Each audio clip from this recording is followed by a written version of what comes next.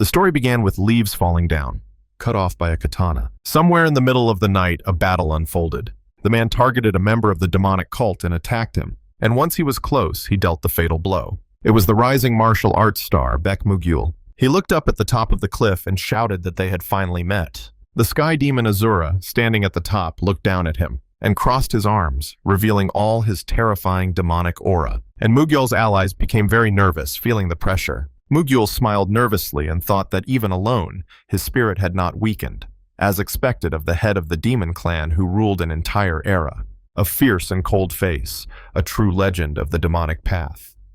The leader of the heavenly demon cult, Azura, a supreme being worshipped by followers of a demonic cult, who risked their lives to carry out his will. It was only a matter of time before the whole world fell at his feet. But then he appeared, Baek Mugyul. He asked if he had any last words.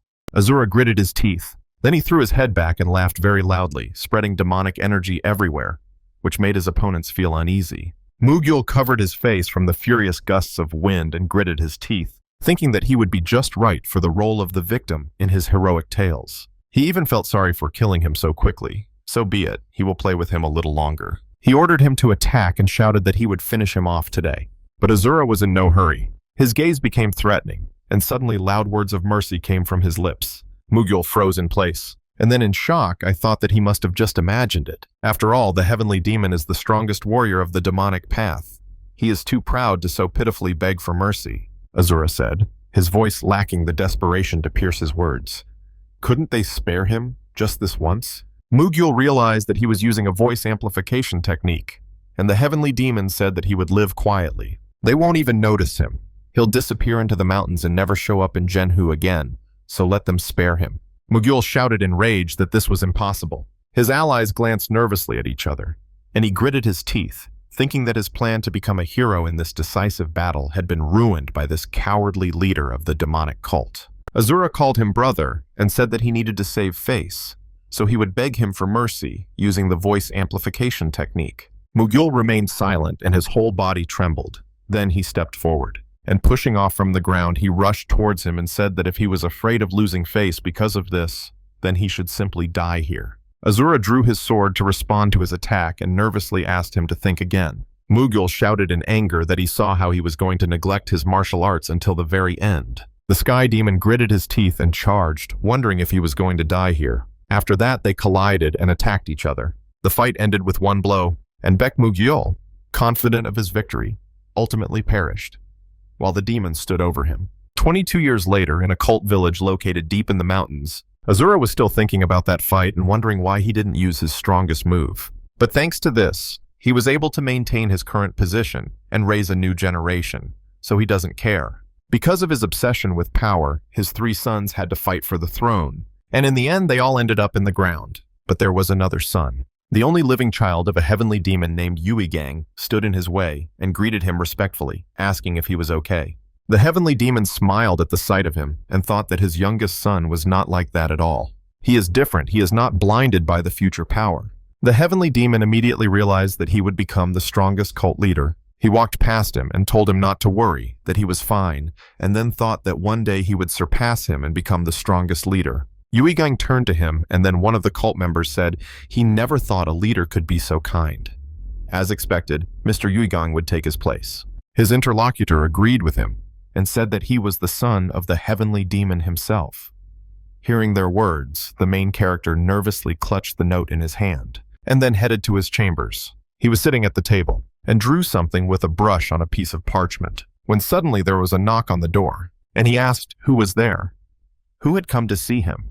The master of torture, Sansagak, entered and bowed to greet the young master. Then he looked at him with a smile and said that the leader had asked him to report on the progress of the torture of a member of the Orthodox sect. Yuigang thought his father must want to evaluate his abilities.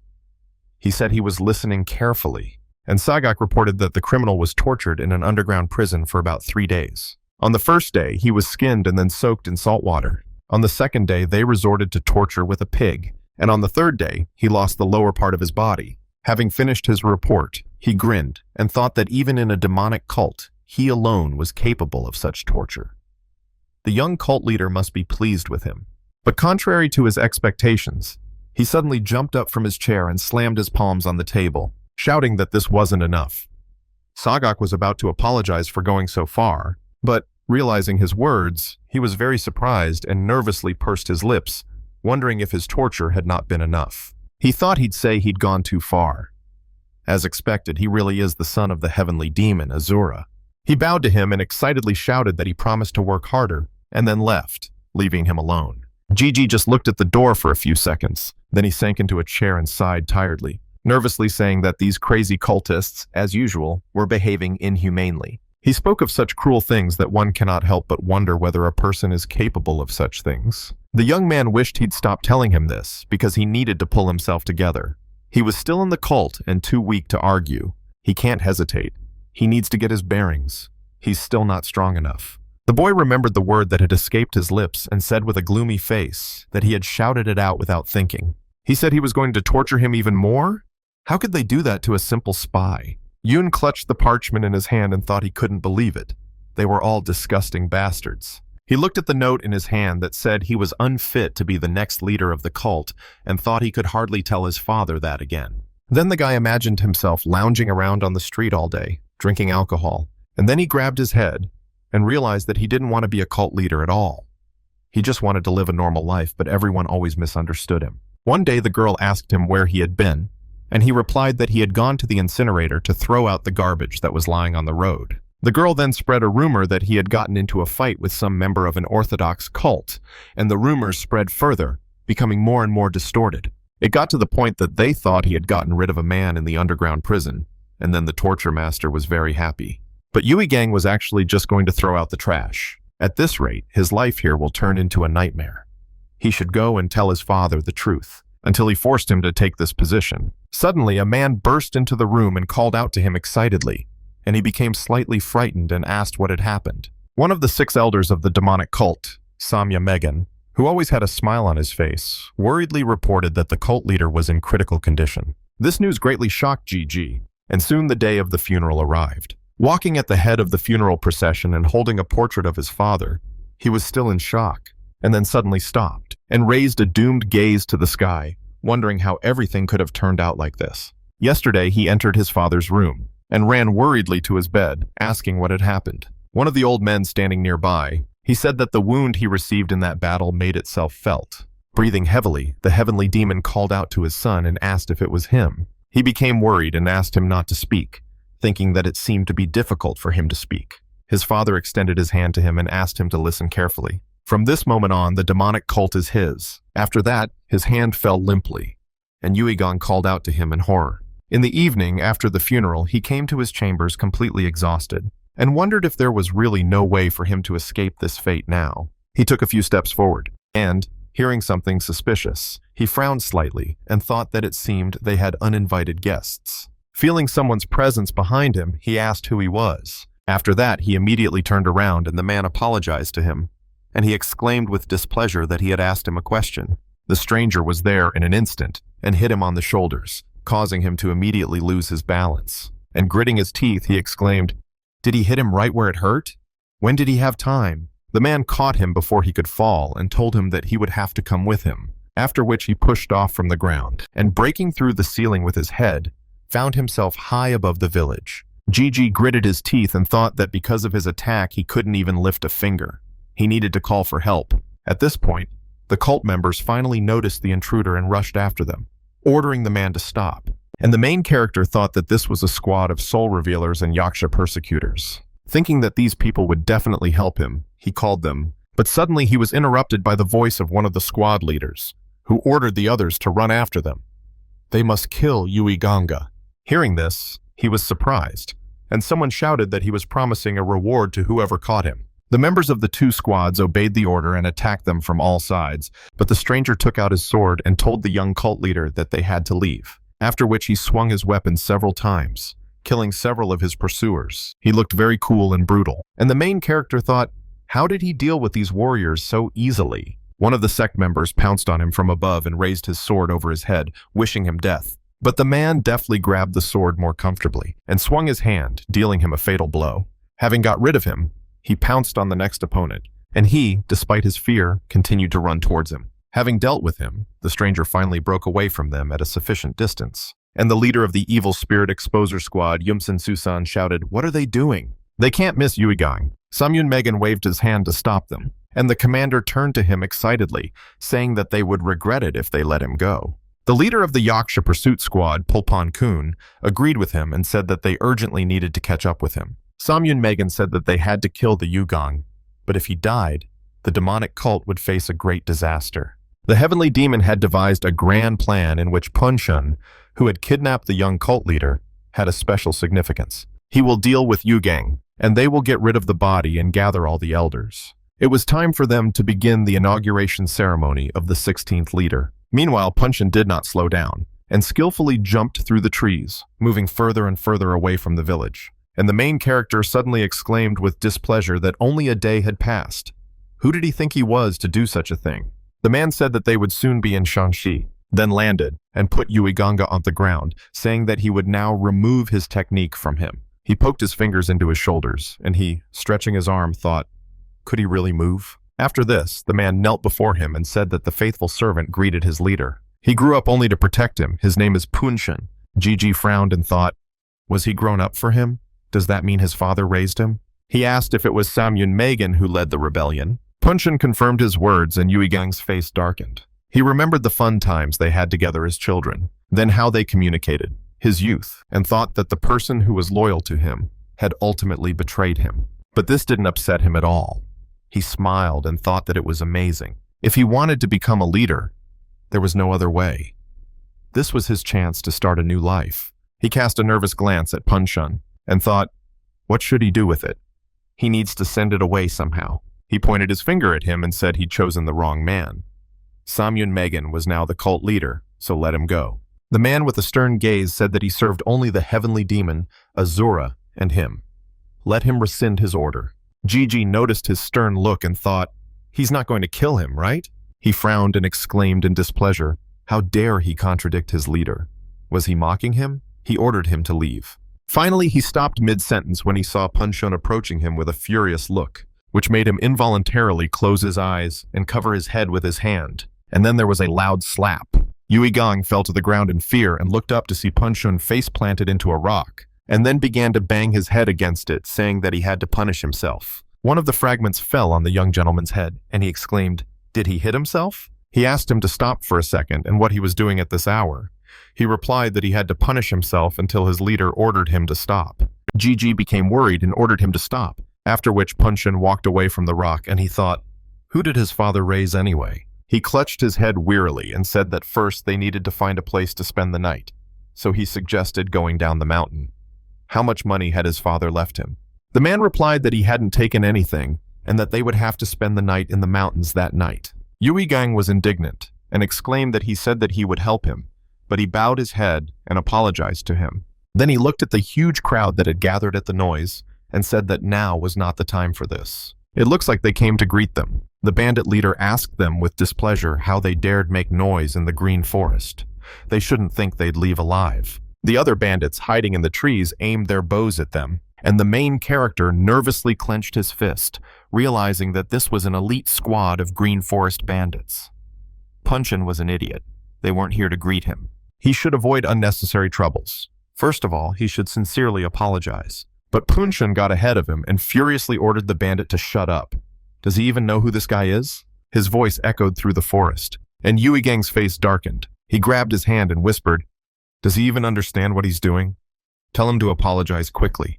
But it was too late. The leader of the bandits responded angrily and called him a pig, exclaiming, who does he think he is? He ordered his men to attack, and the archers in the trees fired several arrows at them, which were already approaching them at high speed. Punshun took out a sword from behind his back and with a gloomy expression on his face, waved his hand and blocked the attack, shouting that he told him to shut up. The bandit leader became nervous and thought, is this a wall of swords?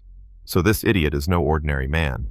He ordered his soldiers to retreat, but suddenly heard Punshun's voice behind him, saying that he saw that his head was still intact. He grabbed his head and twisted it sharply to the side, which made Yuigang worry and tell him not to kill people so recklessly. Punshun replied that he hadn't killed him at all. Looking at the bandit's head, twisted into an unnatural position, he exclaimed, what nonsense is he talking about? Punchen let him go and said that he was tired, so they would immediately pass through the green forest. The main character exclaimed, "Is he still alive?" He felt sick and thought he'd definitely gotten involved with a psycho. After some time, they reached the residence of the dark forest, and Punchen kicked down the door and burst inside where the most important person was sitting. He looked around and said that the doors here were so flimsy it didn't look like it was secure. Gang told him with displeasure not to be so rude, and he immediately bowed to him, asking for forgiveness. One of the Green Forest's chief's confidants said that he was too impudent. Gigi turned to him and with an awkward smile apologized for the fact that they burst in so late, but suddenly fell silent, looking forward, seeing a woman of unprecedented beauty standing before him. It was Sun Yakran. He wondered if she really was an angel descended from heaven. A slight blush appeared on his face.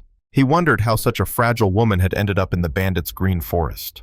Was she being held hostage? He quietly called Punchen and said that they had to save her, and the woman came up to him and said that it was such a beautiful night. Then she stopped and said with a smile that she was interested in something. Where did these idiots come from anyway? Gang was a little taken aback, as he didn't expect such words from the lady, and his faithful servant took out his sword and rushed towards her, shouting that she was rude. She responded with a smile, waved her hand and ordered him to shut up and die. Then several shurikens flew at him, but he reacted quickly and swung his sword by cutting one of them. But the second shuriken was still in the air and ended up behind him. He felt it and jumped up, dodging the blow, then rushed towards the shuriken and impaled him on the blade of his sword, after which he spun in the air and swung his weapon, throwing the shuriken back towards Yakran. Seeing this, she became very scared and immediately fell to the floor, dodging the blow, and then her weapon crashed into the wall and made a hole in it.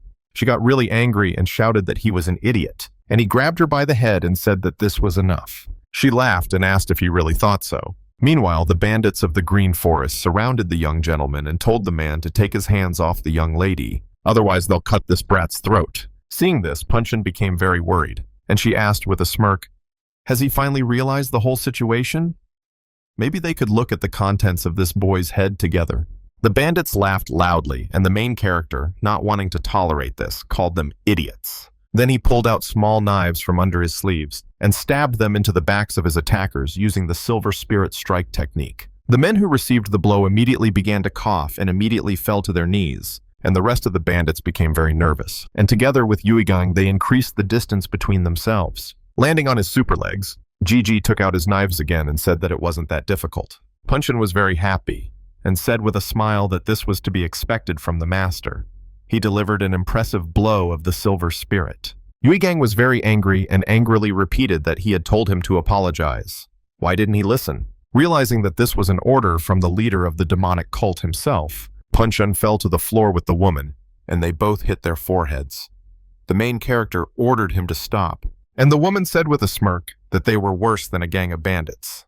She usually doesn't back down, but these two were something else. The rest of those present laughed loudly, and Yuigang and his servant turned their gaze to her, after which Punchen clenched his hand into a fist, and this time the young master did not stop him. After this, a loud scream was heard. After such a busy day, Gigi finally went to rest and began to bask in a hot bath. He sighed wearily and said that Jianghu was such an unpredictable place. This woman, no, young lady, was constantly swearing, so he hoped that this was their last meeting.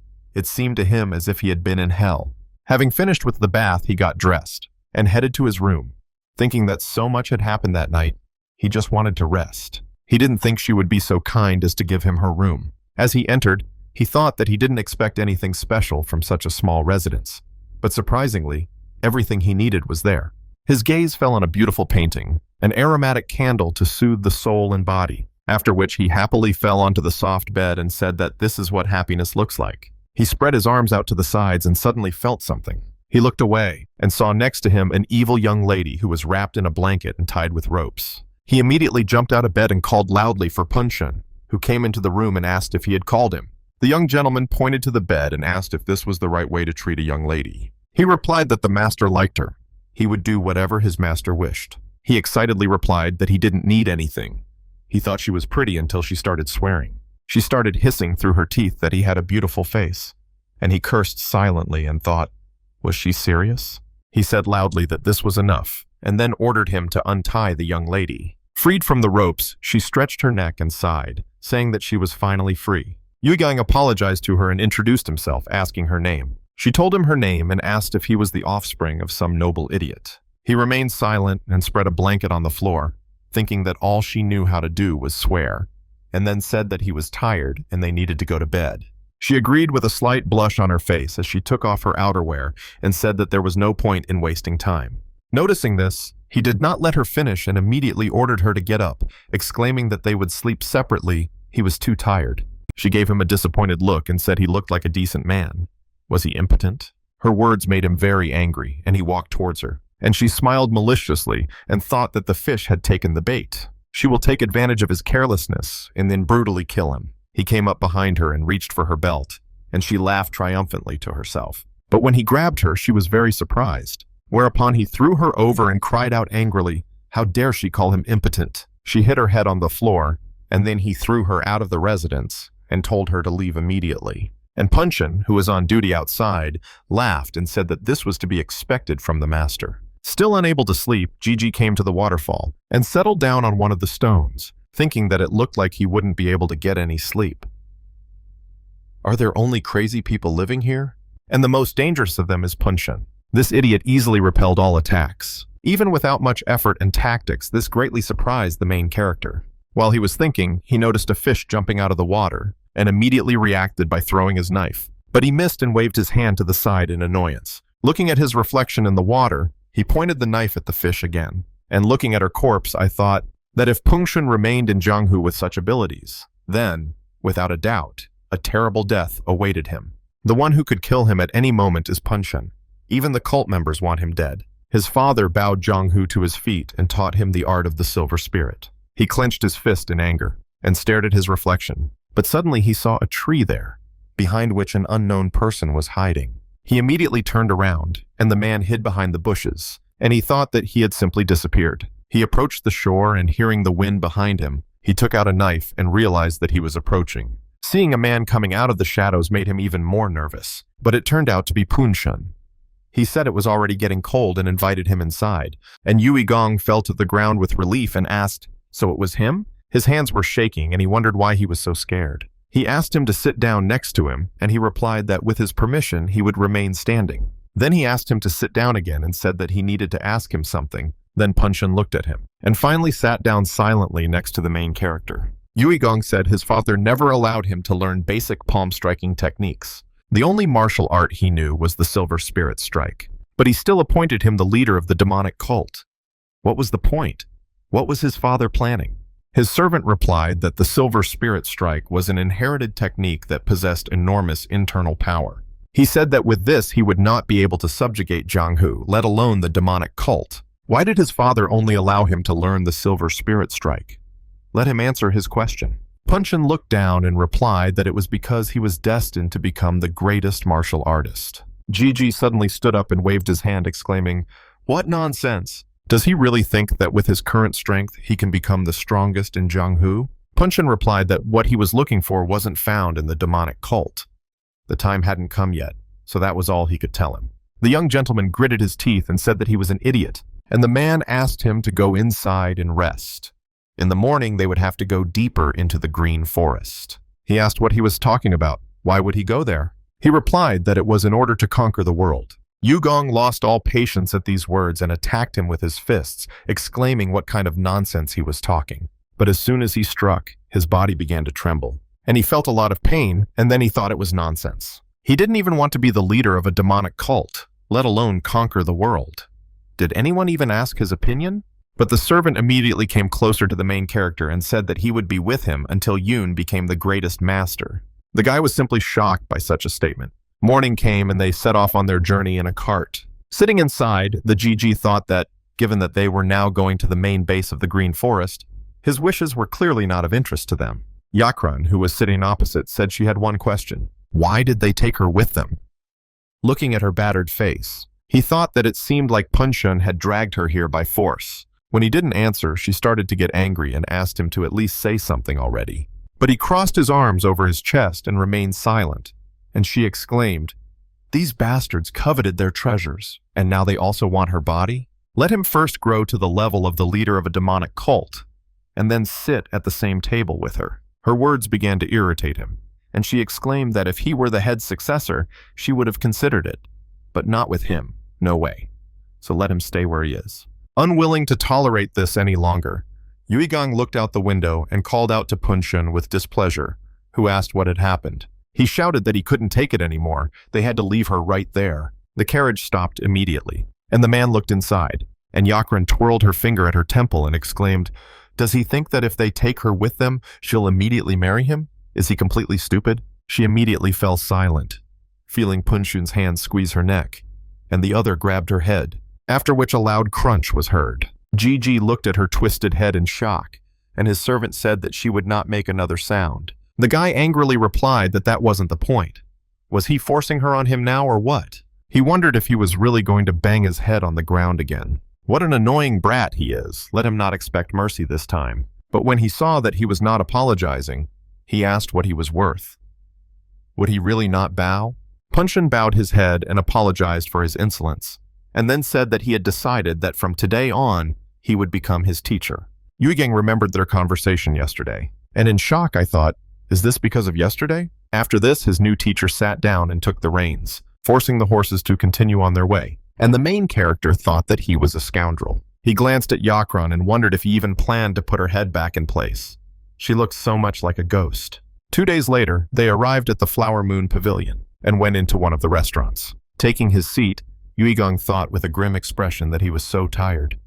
Thank the gods he'd fixed her head back into place as soon as they arrived. When they got out of the carriage, he pointed to the young lady, saying that they did not need any extra attention, and Punshun, understanding him, put her head back in place. He was distracted from his thoughts by the voice of the servant who brought them food, and he, looking at her, thought that he had not eaten such good food for a long time. But this servant was too suspicious.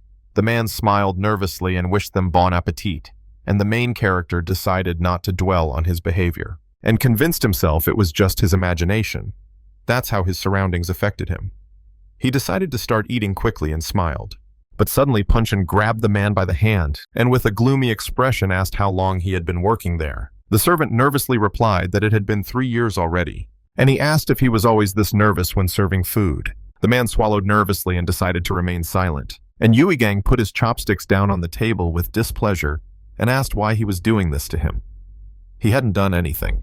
The restaurant worker thanked the young gentleman and said that, frankly speaking, the young lady was so beautiful that he couldn't help but get nervous. She smiled and said he had good taste, after which the main character suggested starting to eat and smiled, thinking that he would finally eat. But for some reason Yakran got angry again, and he asked what was wrong with her. She asked with a gloomy expression, "Are they some kind of beggars to them?"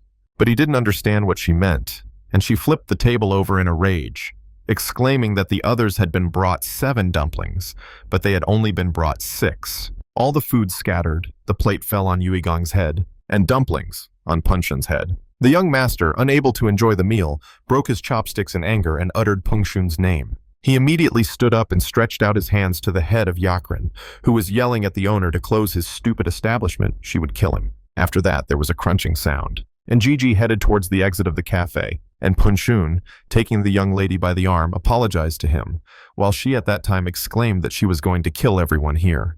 The other visitors looked after them and were very surprised by the position of her head, and began to wonder how this was possible. One of the servants caught up with Yuigang and grabbed him by the shoulder, asking him to pay for the food first. And he immediately turned around and shouted in anger that they had only been brought 6 dumplings. Soon it was evening and a loud sound of blows was heard from one of the houses. The boy punched the leader of the demonic cult's assassination squad, Heir, in the stomach, and asked if he could think of something better than bribing the servants. Spitting out blood, he apologized to him, and said that he didn't think that girl would turn the table over. He knelt before him and asked for another chance, and called him a shining child, but immediately corrected himself, calling him uncle. He gritted his teeth and thought that he still couldn't get used to his face. How could a man over 60 look like that? He received this body because of a curse when he tasted human flesh as a child. If he begs for mercy after failing, he will kill him.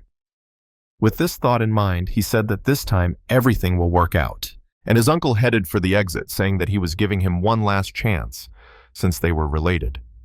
Let him make sure that everything went smoothly. After this, Shimsu and his squad headed towards the city, and thought that the Black Shadow squad would lure Punshun as far away as possible. He then looked at the twin demons, Yin and Yang, and thought that they would deal with the cult leader together with him. When they were on the rooftops, he raised his hand, gesturing for them to stop, and looked out the window, where Yugong was now sitting, unsuspecting. One of the squad members pulled out an arrow. Then he pulled it back onto the bowstring, and their commander thought that this was their last chance. At this time, Gigi looked at the happy passers-by below, and I thought that there were so many couples on the street, he would like to be the same. Yakran approached him and, calling him an idiot, asked if it was time for him to go to bed. His face darkened, and he thought that reality was too harsh, after which he insulted Punshun and thought that he forced him to share a room with this crazy woman. She exclaimed that her skin would become dull if she stayed up late. Would he take responsibility? Having agreed to go to bed, he began to close the window shutters, but at that very moment the whistle of an arrow was heard, which flew past Yugon and Yakran, piercing the wall. Behind them, they turned around in confusion, after which the same whistle was heard, but this time there were many more arrows. Yakran immediately reacted and jumped up, and the young gentleman bent down. The young lady screamed in horror that she almost died. What kind of idiot is he? Why is he shooting at her? He gritted his teeth and remained silent in response to her accusations. And Punshun, who appeared in the window opening, called out to the gentleman and asked with concern if he was okay. Several arrows pierced his back, and the main character said that he was fine, so let him go deal with the enemies. Ignoring the arrows, he obeyed the order. Then he poked his fingers into his shoulders, and he became paralyzed again. Having picked it up, Punshun leaned out of the window, and his master exclaimed that it was he who had ordered him to subdue the enemies, and not him. His servant jumped out of the window and apologized to him, saying that he could not stay in such a dangerous place. He responded in shock, exclaiming, "How can he say such a thing?" dragging him into enemy territory. Meanwhile, Yakran remained in the room and looked out the window, asking, "What about her? Are they going to leave her here?" Breaking through the enemies, Punshun approached the forest, and turning his gaze to the side, noticed one of the opponents and killed him, after which another member of the squad pounced on him from above. And he, noticing this, dealt a crushing blow, which cut down the trees around it and then rushed on. The squad members started to run away, and one of them shouted that he was coming here, and his comrade ordered him to take him as far away as possible so that Mr. Hyuk Shimso could take care of the young cult leader. But before he could finish speaking, he saw Punshun carrying Yuigang and froze in shock, and he, calling them insolent, waved his sword and shouted, "Where are they looking?" Meanwhile, the squad member wondered why he had taken the young leader with him. After that, he died, and Shimso meanwhile found himself in the room where Yuigang should have been. But seeing no one except the girl, he asked in shock, "Has Punshun left?" Yakran confirmed his words and asked who they were anyway. After this news, the squad leader's face darkened, and he said that they had failed again. Yin and Yang shuddered and remembered what their commander's uncle had said, and looked at each other, expecting a quick death, and then rushed to the window. And their commander said that there was no point in running. He used a demonic technique and waved his hand, killing them. Their bodies immediately fell to the floor, and he, clasping his neck, said that they were already dead anyway. After that, he committed suicide, causing Yakran to scream in fear, and then she poked him with her finger a few times and asked if he was joking or if he really was dead. After confirming that he was truly dead, she exclaimed, "What kind of lunatics are these? Cult followers give up their lives so easily." She noticed movement outside the window. Punshun returned to the room, and, having placed the young gentleman on the floor, he deactivated his technique. And he, wiping the blood from his face, asked with irritation, "Did he bathe him in a bloodbath on purpose?" Seeing 3 corpses on the floor, he was slightly surprised and asked what happened to them. Pengshun looked at the corpses and said that Hyuk Shim-su and the twin demons, Yin and Yang, were here. Gigi looked at Yakran and asked what happened here, and she excitedly replied that she had done nothing. This Shim-su said that their plan had failed, and then killed everyone. Yugong crossed his arms over his chest and said with displeasure that he now understood why she was still alive. She cried out in response that she hadn't even had time to squeak before they were dead. How could they have left her alone in such a place? She called out to Punshun and asked if he could hear her. Was it really that hard for him to take her with him? One day she would stab him in the back. At this time, he did not listen to her at all and took out a small bottle, after which he poured its contents onto the corpses, and they immediately began to melt, leaving a dark trace on the floor. Hiding her horror behind a smile, the young lady joyfully praised him and said that he got rid of the bodies so easily. After this, Punshun turned to Yugong and said that they had better leave there. He agreed with him, and Yakran behind his back joyfully clenched her fist, after which they headed towards the exit, and the corpses behind them completely melted away. leaving no hint of what happened in the room. Soon they were on the road again, riding along the edge of a cliff. Yakran asked, "You never know what you'll encounter in Jianghu, right?" She never thought she would get used to having her neck broken. She banged on the wagon and exclaimed that a 4-day journey without a bath was killing her. It stank so much. They needed to stop. She could use the young master's brain as soap. What would he say to that? Gigi closed his eyes and thought she was clearly not herself, but today was especially bad. But she was right. They hadn't washed for a couple of days. He called Punshun and ordered him to go to the stream, and he asked him to be patient a little longer. He replied with displeasure that he was saying that because he was sitting outside. He should turn the cart around immediately. After his words, the carriage stopped and Punshun asked someone to introduce themselves. Hugong wondered what was going on. He looked out of the cart and asked what was going on. The people they met on the road apologized, and the man said his name was Sang Pil Un, and he was the head of the martial arts academy in Xi'an. He pointed to the broken wheel and said that his lady's carriage had broken down. Could they please help them? Punshun was about to grab the sword, but the main character ordered him not to rush to draw the sword, but to extend a helping hand. He thought that, judging by his meager amount of qi, he owned a third-rate martial arts academy. Punshun obeyed his order and lifted the damaged cart, then threw her off the cliff along with the horses and dusted off his hands, saying that if they wanted horse meat, they could come down and get it. Hugong slapped his forehead in shock, thinking he was a crazy idiot. Pil Wung looked at him and asked if it wasn't too much trouble. Could they please give the young lady a ride? The young gentleman smiled and agreed, saying that he could also get into the carriage. After this, the girl said that her name was Chu Solbin, and thanked him with a smile for his help. He offered her to sit down, and as soon as she got into the carriage, she saw Yak Ran and screamed loudly in horror. She almost lost her balance, but the main character caught her in time and told her not to be afraid. She was human. She thanked him for his help, and once they were seated, they continued on their way. Yak Ran said she looked good. She must have made many men cry. She replied that this was not so, and she said that she saw that she had her own escort. She was from some noble family, right? Solbin again refuted her words, and she, turning away to the window with displeasure, called her boring trash and said that she was saying the same thing out of fear. Yuigang thought it would be strange if she wasn't scared. How could he defuse this terrible atmosphere? Solbin suddenly called him a young cult leader, and he immediately turned his gaze to her, thinking, this girl is a member of the assassination squad sent by the cult. The girl asked the protagonist to promise that he would not make a sound during their conversations. He looked at her suspiciously, and I thought, what are these idiots up to this time? Solbin also glanced at him sideways, and he asked, was she sent to kill him? She didn't understand what he was talking about, and wanted to say something, but at that moment Punshun broke through the wall of the cart and shouted that it was dangerous. He grabbed her by the head, and she gritted her teeth in pain, after which she lost consciousness, and blood started flowing from her mouth. Punshun said that she was dead, and Yuigang asked, did she take the poison? He confirmed his words and said it took less time than if he had pressed on a vital point. Sang Pilwoon did the same. Yakran, perplexed, pointed at them and screamed, who are they anyway? Why is everyone dying around them? Punshun turned his gaze to her, and she screamed, why should they lose their lives because of them? He immediately hit her on the head, which caused her to lose consciousness, and he apologized to his master and said that it was his fault that he had not cut her out earlier. He replied that he didn't care. What about Sang Pilwoong? He replied that he had telepathically asked him 2 questions. What squad of the demonic cult is he from and who is in charge of this operation? His expression changed in a second, and before he could lift a finger, he committed suicide. GG thought it was impressive, cornered him, and caught him. Punshun might be weird, but he was smart. His faithful servant bowed to him and said that if they could track him down without him recognizing them, then he fears that someone has marked him with the scent of 1,000 miles. Yuigang was surprised to hear this.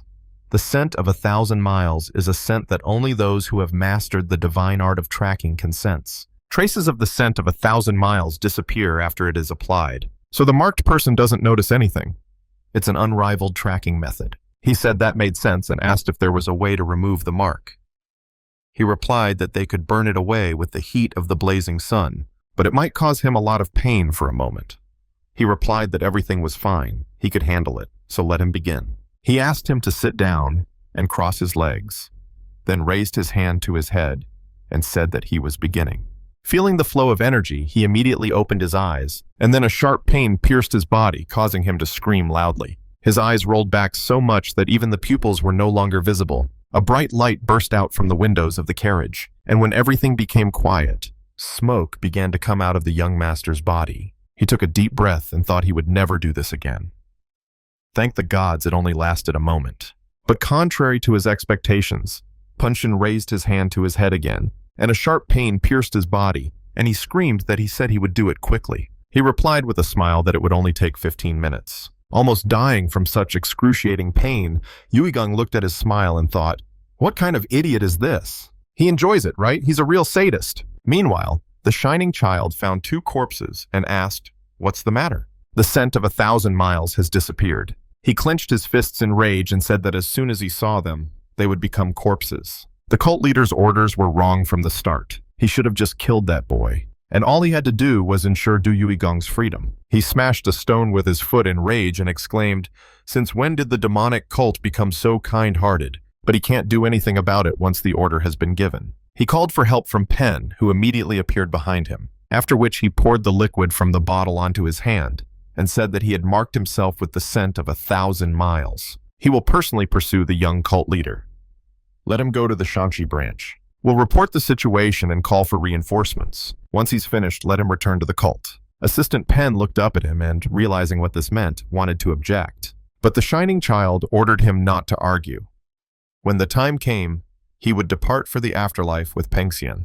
He will take care of him and convey the will of the cult leader to Yuigong. Meanwhile, they continued on their way. Yuigong looked down and smiled slightly, thinking that he had burned everything. Because of that scoundrel, he didn't even listen to her. He wondered what she wanted to say. Yakran asked him with a smile what he was thinking. Just don't let him tell her he was scared. She laughed loudly and said that it was so sweet. He shouldn't be shy and tell her everything. She started making fun of him, calling him a poor baby, which made him angry. And he shouted, "Doesn't she care about others at all? Let her look at herself. Does she only need a head on her shoulders for beauty?" She told him with an irritated smile to say whatever he wanted. Why should she even care? She started screaming and asked if he wanted her to whine and beg him for mercy. Did he want to take advantage of the moment and hold her while she cried? He replied in surprise that this was not what he meant at all, and she turned away from him and crossed her arms over her chest, looking out the window with displeasure. He noticed that she was shaking all over and wondered if she really wanted to distract herself in this way. He mentally apologized to her and said he shouldn't have said that. She looked at him and asked why he didn't say it out loud. He replied that it was all because of her, because she knew that he didn't know how to apologize. She smirked and asked what he was thinking. He replied that he was thinking about his friend. He had a fairly strong family, but his uncle had led a rebellion. His friend managed to escape with the help of a loyal subordinate, but elite soldiers sent by his uncle are trying to kill him. They want to eliminate him because a lot depends on him, but he thinks they want to tell him something. Yakran thought for a moment, but only for a moment, and pointed her finger at him, saying that, in her ingenious judgment, they seemed to be hinting that they would do him no harm if he lived a quiet life. He remained silent and thought deeply, wondering if it was true. Elite soldiers of a demonic cult intimidating their prey? That can't be right. What was she trying to tell him then? He remembered how she hadn't understood what he was talking about when he asked her, and realized that they had no intention of doing so. At that very moment, Punshin opened the door and said that he needed to rest. Hiding the dagger in his sleeve, the main character agreed and thought that now that he knew their goal, he had nothing to fear. He got out of the carriage and mentally apologized to Punshin, thinking that he was leaving for the sake of the desired freedom. The first thing they did was go to a restaurant, and when they brought food, Yakran was overjoyed and said she'd been waiting for this for so long. Pengxian must have matured. She looked at the food and then at him several times, asking, "He didn't give it to those idiots, did he?" Yugen asked the servant to wait. He turned his gaze to the large table and asked what kind of warriors were sitting there. He replied that it was the Cloud Tiger clan. All their warriors were renowned for their martial arts prowess. But he shouldn't worry, they won't touch them. Unless, of course, they start a fight first. The main character replied that he understood, and then I thought that if they really were that skilled in martial arts, then they will become an ideal replacement for Pengxian. Having inflicted serious wounds on him with his spiritual power, he will deliberately insult their clan and run away, leaving it as bait, because of which they will immediately attack him. His spiritual power can destroy even stones, but he is strong, so he will recover quickly. He turned his gaze to Pengxian, who had already started eating, and mentally apologized to him, asking him not to hold a grudge against him. Then he took a knife out of his sleeve and swung it. Something happened, and the world seemed to freeze. After that, his eyes widened in surprise, and Yakran dropped the piece of food from her mouth in shock. His knife did not penetrate Pangshin's body, and he thought he couldn't hurt him? That's very bad. Pangshi immediately turned his gaze to him and called out to him ominously, and he became very nervous and wondered what was wrong with his body. He wanted to say that he did it by accident, but Pangshin seemed not to understand anything and asked if he had called him. This greatly surprised Yakran and the young master, and he wondered if he was calling him. Yakran was unhappy and said that he had gone crazy, but he suddenly rose from his chair and slammed his palms on the table, exclaiming that he was very angry now. He pointed at the Cloud Tiger Clan members and commanded his servant to look at them with great concern. How dare they carry swords in his presence? He can't bear to watch this. He desperately wants to teach them some manners. They heard his words and immediately drew their swords, asking if he was speaking to them. Pangshin stood up from the table and reached for his sword, saying that since his master had used his spirit to ask him for this, he had no idea how much they had angered him. Yakran quickly moved the table aside so they wouldn't touch the food, and Yugon excitedly asked him not to kill anyone, but just to teach them a lesson. He won't forgive him if even one person dies. Pangshin understood his order, and the Cloud Tiger Clan members pounced on him, shouting that it seemed like they, the idiots, needed to be killed first so they could come to their senses. Pangshin pushed off the ground and ran towards them, then grabbed two men and landed on the same ground, smashing their heads on the floor. The rest of the cult members were very surprised, and the main character, heading towards the exit, thought that this was his chance. It was time to run. He ran out of the restaurant, and while the rumble was heard behind him, he thought that the Cloud Tiger Clan's sacrifice was not in vain. Climbing onto the rooftops and moving quickly around the city, he thought that even though it would drain his chai, he needed to run as far as possible while they distracted Pangshin. He noticed the city gates ahead and rejoiced in freedom, saying that it was so wonderful. But suddenly Pangshin's voice was heard behind him, smiling and saying that this was indeed a wonderful practice of the skill of lightness. His unexpected appearance made Yugon stumble and almost fell, but his servant caught him in time, and the main character asked how he got here so quickly. Did he disobey his order? The man hesitated before answering, and his gaze became serious, after which he invited him to follow him. They were already ready. When they returned back, the main character saw in front of him a multitude of warriors bowing to him and chanting the words, "Long live the eternal heavens. Let him punish them for their ignorance." Pangshin smiled contentedly and said that they were desperately trying to beg his forgiveness. The young gentleman's face darkened and he clenched his teeth in anger, thinking that he believed in them. And in the end, all I got was, "Long live the eternal heavens." One of the clan members looked at him angrily and wondered why they even worshipped such a brat. He would take this chance and attack, but suddenly Gigi grabbed him by the head, and, hitting the ground, he shouted that there was no forgiveness for them. After that, he started beating up the others, and Pangshin laughed out loud, saying that it was impressive. Meanwhile, Yugon, with tears in his eyes, thought that he would kill them all. A new day dawned, and they set out on their journey again, and the young master didn't know what to do. Before the elite of the demonic cults, his spirit was nothing. Can he really break free from Pangshin's control? Yakran called out to him mentally, and he turned his attention to her, and she asked if he was going to kill Pangshin. He replied that he didn't want to kill him. What difference did it make? His blade didn't even scratch him. She asked, was it because the knife was rubbish? He looked at her with a confident gaze. He took a knife out of his sleeve and took aim, and then threw it and cut off one of the blinds. She was very surprised and asked, "So Pangshin is an unkillable monster?"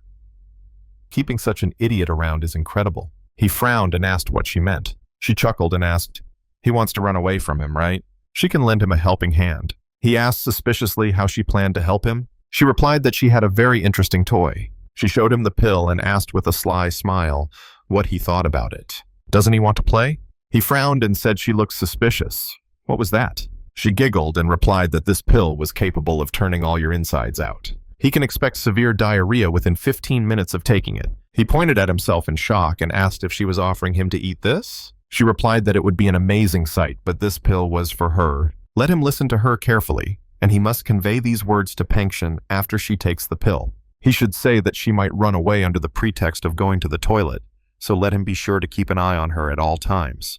Then they will go as far as possible, and during this time he will escape. While Pangshin is looking for him, she will escape. It would just drag out the whole process for an hour. She'd eaten worse for it. He was a little surprised and said that, of course, he was very grateful, but now he felt a little awkward. She smiled widely and told him not to worry.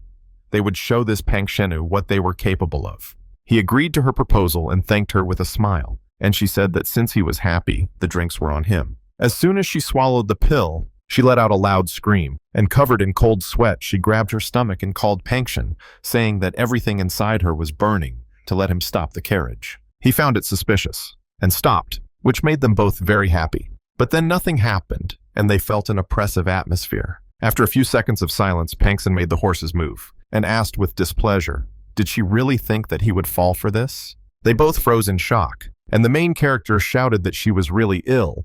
Let him let them out. The man closed his eyes and told him not to fall for her tricks, and he shouted that he didn't understand, that she was really ill.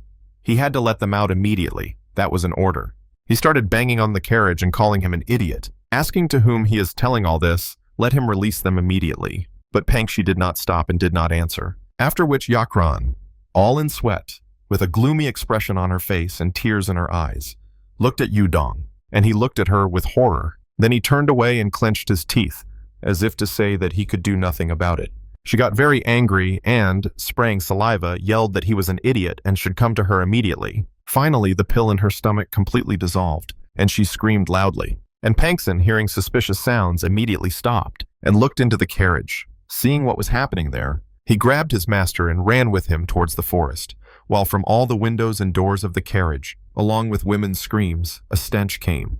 While they were running, Pangshin asked him for forgiveness, after which he landed and said that he didn't think that an accident would happen to her. The main character walked away from him and said with displeasure that he had disobeyed his order, and he replied that he must endure all these difficulties in order to become the greatest master. The young gentleman, almost burning with rage, turned to him and exclaimed, did he really have to smell it for this? Pangshin began to look around for a place for his punishment, after which he smashed his head through the tree trunk and apologized to him, saying that he was wrong. He continued to bang his head against all the trees, and Yugon let out a loud, painful cry, saying that it was simply killing him. Eventually, they changed carriages and continued on their way. Yagran's face literally reflected all the horror she had experienced, and the main character, afraid to look at her, thought that she seemed to have been to hell. Well, it's no wonder she squeezed so much out of herself. Suddenly, she mentally suggested that he do it again, and he looked at her in surprise, after which she threw the pill into her mouth, and he called out to her, asking why she was trying so hard for him. She loudly ordered him to shut up, and exclaimed madly that the Song family would not give up so easily. Her stomach growled loudly, and she screamed in pain again, after which Pangshi immediately stopped and opened the doors. And Yugon, thinking that he could not allow her sacrifice to be in vain, excitedly called out to the servant and ordered him to take her away quickly. But this time, the man decided to act differently. He swung his sword, cutting through the wall of the carriage next to Yagran, and in a rage he said that this could not go on any longer. He had to kill her. Yagran and Yugon opened their mouths in shock, after which the latter exclaimed, is it her fault that she poops more than others? He should immediately take her into the bushes. Pangshin began to approach them threateningly, causing Yagran to tremble with fear, and a rumbling sound came from her stomach again, causing the man to flinch. The main character noticed this and thought that this was his chance, after which he shouted, did he really decide to disobey him again? Pangshin's hand, which was holding the sword, immediately dropped, and he bowed, apologizing to him. Then he grabbed Yagran and headed into the forest. And Yugon ran out of the carriage and shouted that the stench would be terrible, so let him take her away and make sure that she did not run away. The young gentleman, having waited until he disappeared, turned around, and jumping onto the carriage, moved into the trees and started running, with the thought that he would never forget her. If he uses the lightness skill, Pangshin will catch him in a flash. He came down to the ground and thought that in this case, this is the best place to hide. He started to gather all the leaves into one pile, after which he hid under it, and soon Pangshin began to look for him. When he reached the pile of leaves, he said that his tracks ended there and wondered where his master could have gone. He couldn't just abandon the cult. He was definitely kidnapped, probably while practicing the skill of lightness. Saying that he would never forgive them, he continued his search, and Yugon, listening attentively to his surroundings, thought that he had left. But it was better for him not to move for now. He began to count, and soon evening came. Finally, he counted to 20,000 and came out of his hiding place. Smiling and saying that now he was definitely gone, he was finally free. But it turned out that Pangshi was standing nearby all this time and waiting for this. Seeing him, the main character was very scared and, trying to find words to justify himself, he started muttering something, and the man approached him and asked, "So, has he already mastered the technique of stealth?" He nervously confirmed his words and said that Zhonghu was such a scary place. And he, as he saw, had improved his tracking techniques, right? He shook himself off and said that if he was finished, then it was time for them to go. Then he headed towards the carriage and laughed nervously, saying that they had a long journey ahead of them. But Pengshi was in no hurry to follow him, and called out to him, causing him to turn around, after which he sternly told him to bow his head. Yugon was very surprised, and the man said that the heavenly demon, Azura, ordered him to make him the strongest leader. It is unacceptable that he should try to escape his destiny, but this is already the third time. The servant ordered him not to do it again. The main character thought, so he'd been pretending to be a fool this whole time? He pointed his finger at him excitedly and asked if he was going to control him. Pangshin replied that a great master must be confident in himself, so he asked him to bow his head. He exclaimed in anger, "What nonsense is he talking about? He is his master!" Pangshin began to get angry and asked him to bow his head again, which made the main character nervous, and then he got very angry and called him an idiot, and buried his forehead in the ground, saying that he would have done it anyway. Pangshin asked him to repeat after him. He, the leader of a demonic cult, feared nothing. Let him begin. Yugon began to pronounce these words, and the man exclaimed that he had not heard him. Let him say it again. Gigi swore loudly and said it again, and Pangshin told him to remove the unnecessary words and let him continue. Sweating, Yugon shouted that he was invincible, so nothing scared him. Pangshi told him to start over, and he, gritting his teeth in rage, shouted that he was the leader of a demonic cult. Only at night. They continued on their way. Gigi rubbed his chin in confusion and wondered, how much longer will he have to endure Pangshin's antics? He looked at Yakran, who lay motionless on the seat, and thought that he had paralyzed her again. A lot has happened because of him in the last couple of hours, and Yakran also got it badly. Suddenly, Pangshin said that a carriage was blocking their way, which had a broken wheel. Along the way, they met a girl and her guard named Yung Wenjing, who asked them for help. Gigi peered out of the carriage and wondered if it was them again. These idiots from the demonic cult were so banal. He told Pangshenu that they were acting according to plan, and he, obeying his order, threw the broken carriage off the cliff. And Wenjin asked Yugong to give his mistress a ride. He waved his hand and told him to climb ahead, after which he and the lady entered the carriage. She awkwardly introduced herself, saying that her name was Wang Yuk, and that he should take care of her. He chuckled at her words and thought that she was flirting so much that he even felt awkward. He mentally addressed her and ordered her to sit quietly if she wanted to return home. Her expression immediately changed and she shuddered in fear, and he said that she didn't have to waste her life. She mentally replied that if she were afraid of death, she would not have interfered with this. He said it was stupid. She wondered why Pangxian had let her in. He did this to light a flame of hope, to make them think everything was going according to plan, and then to extinguish it in the blink of an eye. She looked down and replied that she didn't care. He said she was being stupid. He already knew what Sammy and Megan wanted. She did not let him finish and looked at him resolutely, saying that she had agreed to this in order to confess her love to him, and even death would not stop her from doing this. The main character was stunned by this and became very nervous, thinking that they had decided to palm off a girl on him, but he realized that this could not be the case. He mentally asked, what nonsense was she talking about? What love?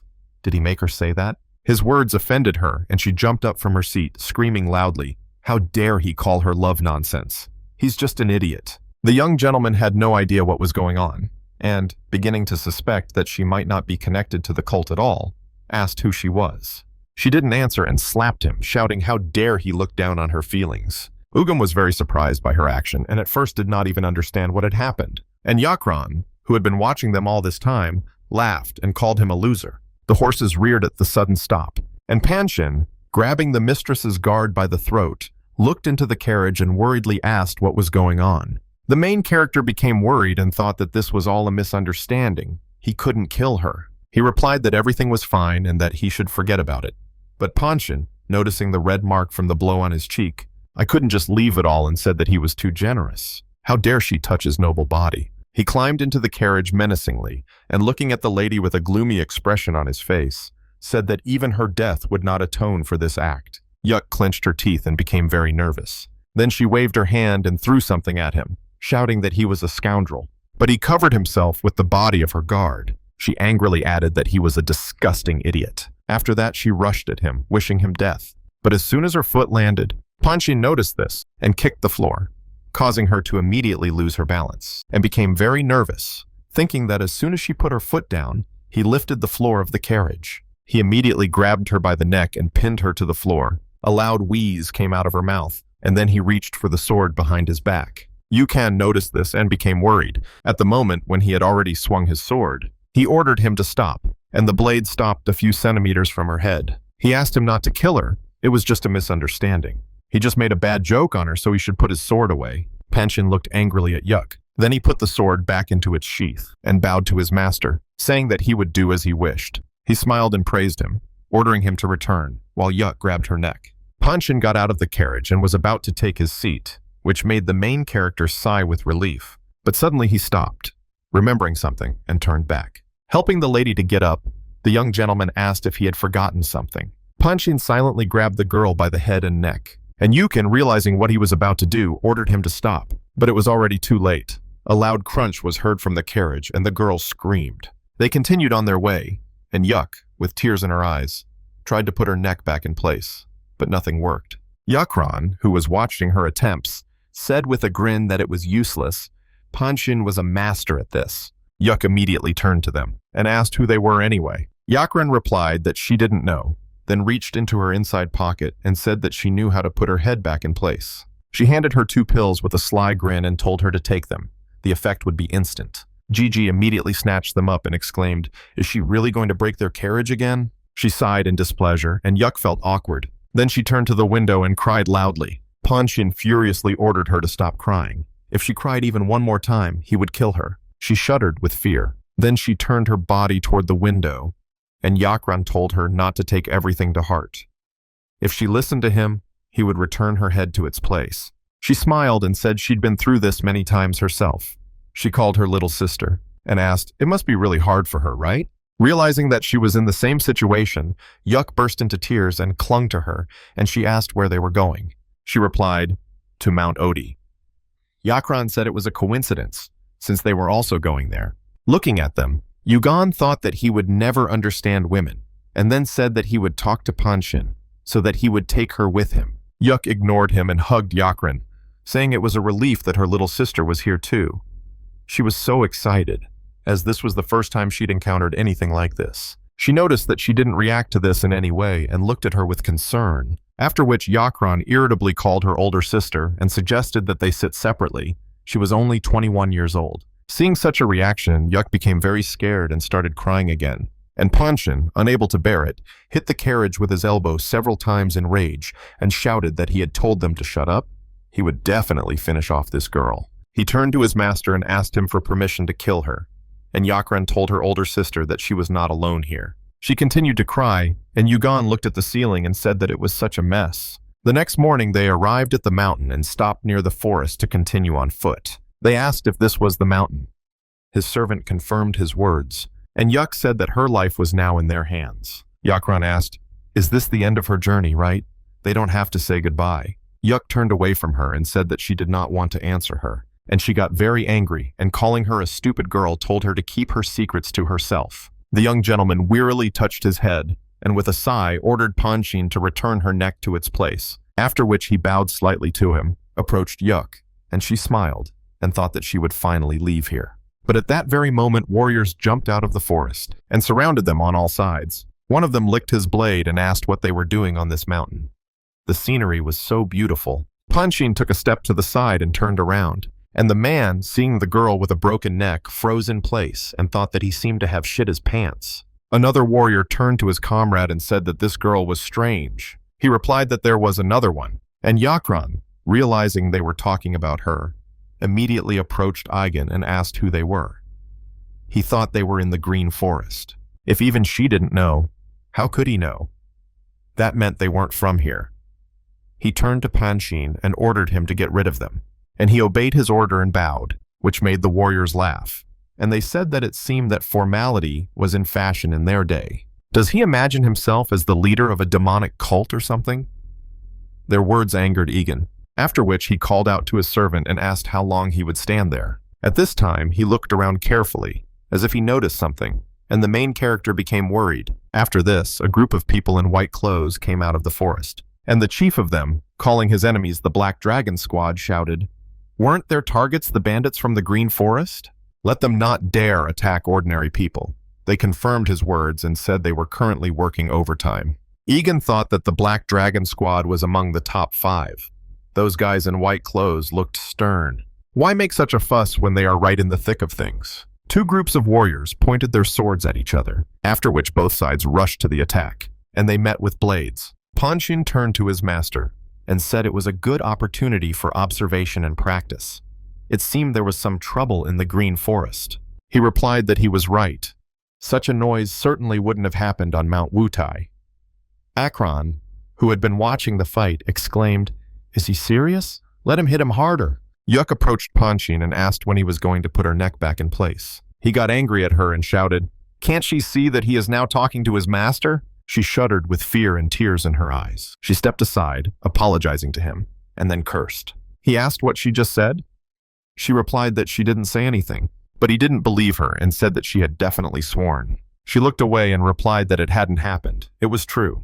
Yakran irritably told them both to shut up and let her watch the fight. Yuk said with displeasure that, in fact, Sister Yakran was always swearing at him. So why was he only bothering her? He came up close to her and with a terrifying expression on his face said that this woman had been through a lot, and she was crazy from the very beginning. Yuk looked down, too afraid to look at him, and Yakran grew angry again, calling him a stinking dog and ordering him to keep his voice down.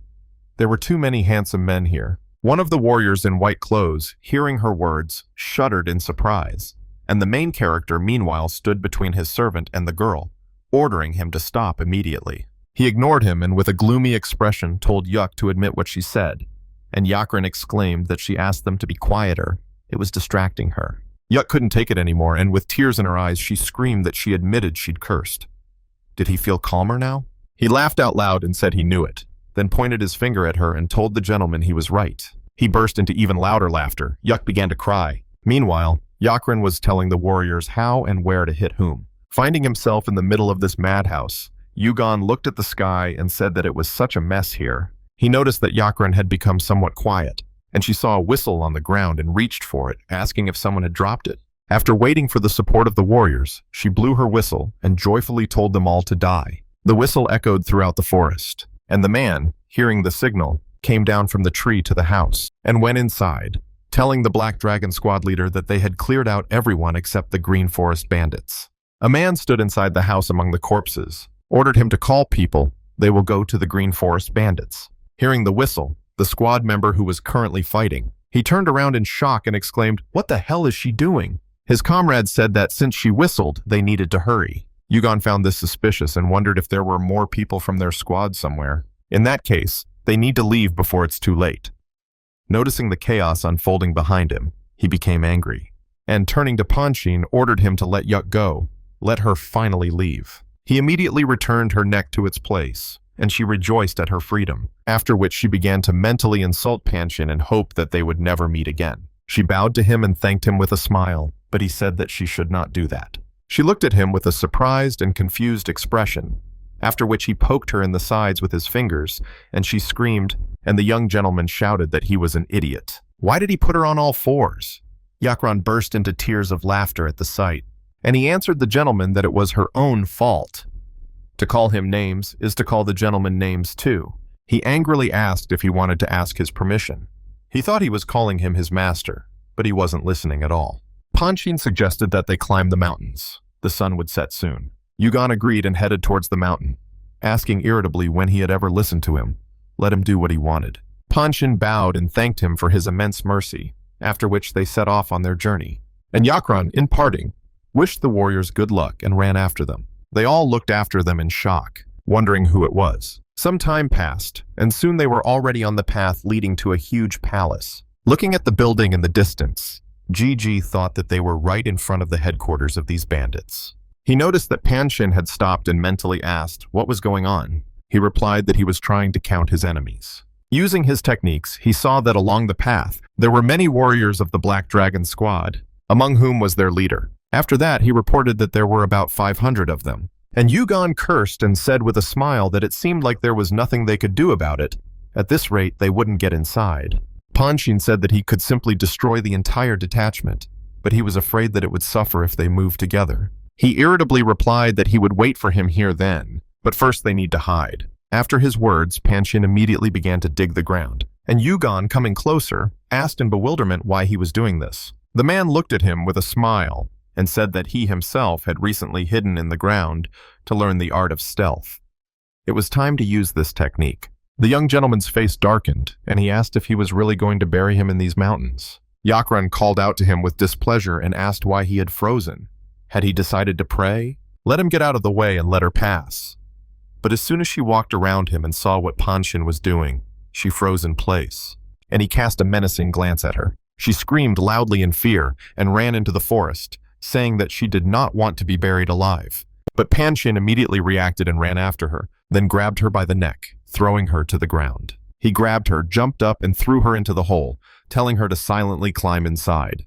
There was a loud crash when she landed, and the main character looked sideways at the hole with horror. Then Panshin's shadow threateningly covered him, and he said that everything was ready. His sudden approach made Yugon take a step back, and falling into the hole, he shouted that he was an idiot, and then there was a crash. One of the Green Forest scouts named Kwang Sa heard this and wondered what it was. Another scout named Young Long asked him for a situation report, and he replied that the Black Dragon squad members were awaiting reinforcements from the 7 ghosts of Wushan. Young Long said that it looked like they would attack them then. He looked at the huge crowd of warriors below and at the unknown man, and then said that it seemed they were already here. Let him look at that guy in the middle. Could it be one of Wushan's ghosts? He could sense its incredible energy even from here. Meanwhile, Panshin appeared before the leader of the Black Dragon squad, and he asked in confusion, "Who the hell is he?" Panshin did not answer, and the leader of the squad stepped aside, saying that it didn't matter. What was the point of listening to a puppy he was about to kill?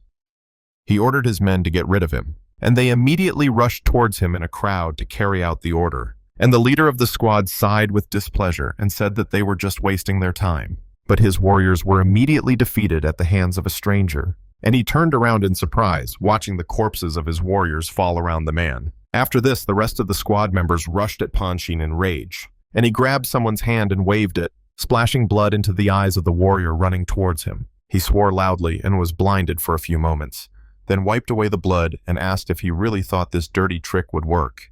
But these few moments were enough for him not to have time to react, and Panshin finished him off. And then the leader of the Black Dragon squad entered the battle. He rushed at Panshin, calling him a puppy, and swung his sword. And at that moment he grabbed his hand and threw it back with all his might. The man was thrown back by such a strong blow, and his back hit several tree trunks, and the squad members froze in place, not knowing what to do.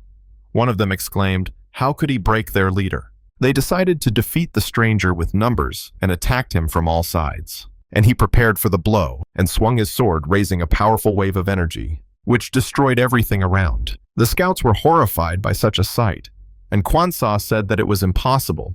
The entire squad of black dragons was destroyed in one blow.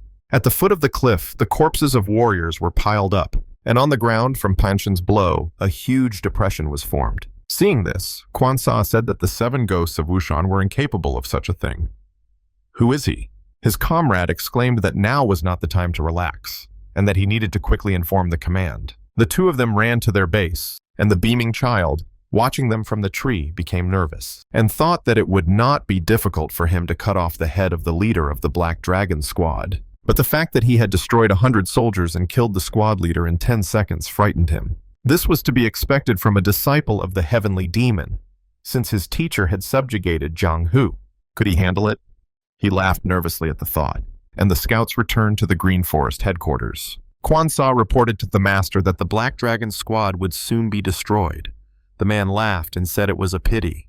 In an unexpectedly wonderful turn of events, the Black Dragon squad's enemy is their friend. Let them be polite to him and give him a warm welcome, observing all the norms of bandit etiquette. Meanwhile, Panshin finally dug up the young gentleman, and he looked with displeasure at his drooping head. The man said the leader of the Black Dragon squad had been eliminated. He apologized for not being able to provide him with comfortable conditions while he waited. Yugon couldn't take it anymore and screamed, and that's all he could tell him after burying him. Panshin bowed again and said that he would make sure that he could wash himself properly. His master passed him by, calling him a scoundrel, and told him not to expect mercy next time. and Yakran, who was walking behind him, pointed her finger at Panshin and loudly insulted him. Then she rushed into battle, but he immediately attacked back, and she lost consciousness.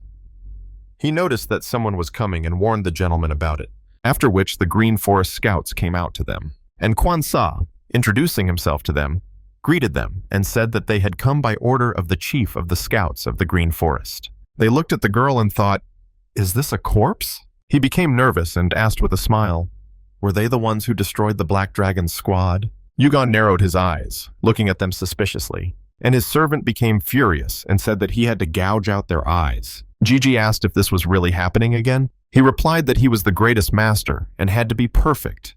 He couldn't let them see him like that. This made the scouts nervous, and the young master pointed his finger at his servant and exclaimed in rage, "Who is to blame for this? And why did he destroy the Black Dragon's squad anyway?" He told him not to kill people so thoughtlessly. Penson rubbed the bridge of his nose wearily and replied that they had left him no other choice. These guys fought to the death. It would be difficult to subdue them, so he decided that death was the only way to recognize their warrior spirit. At his words, Yugon thought for a second and said that he didn't know that the Black Dragon squad was so strong. He stopped reproaching Penson, and the scouts nervously wondered if he really believed him. He just wanted to kill them.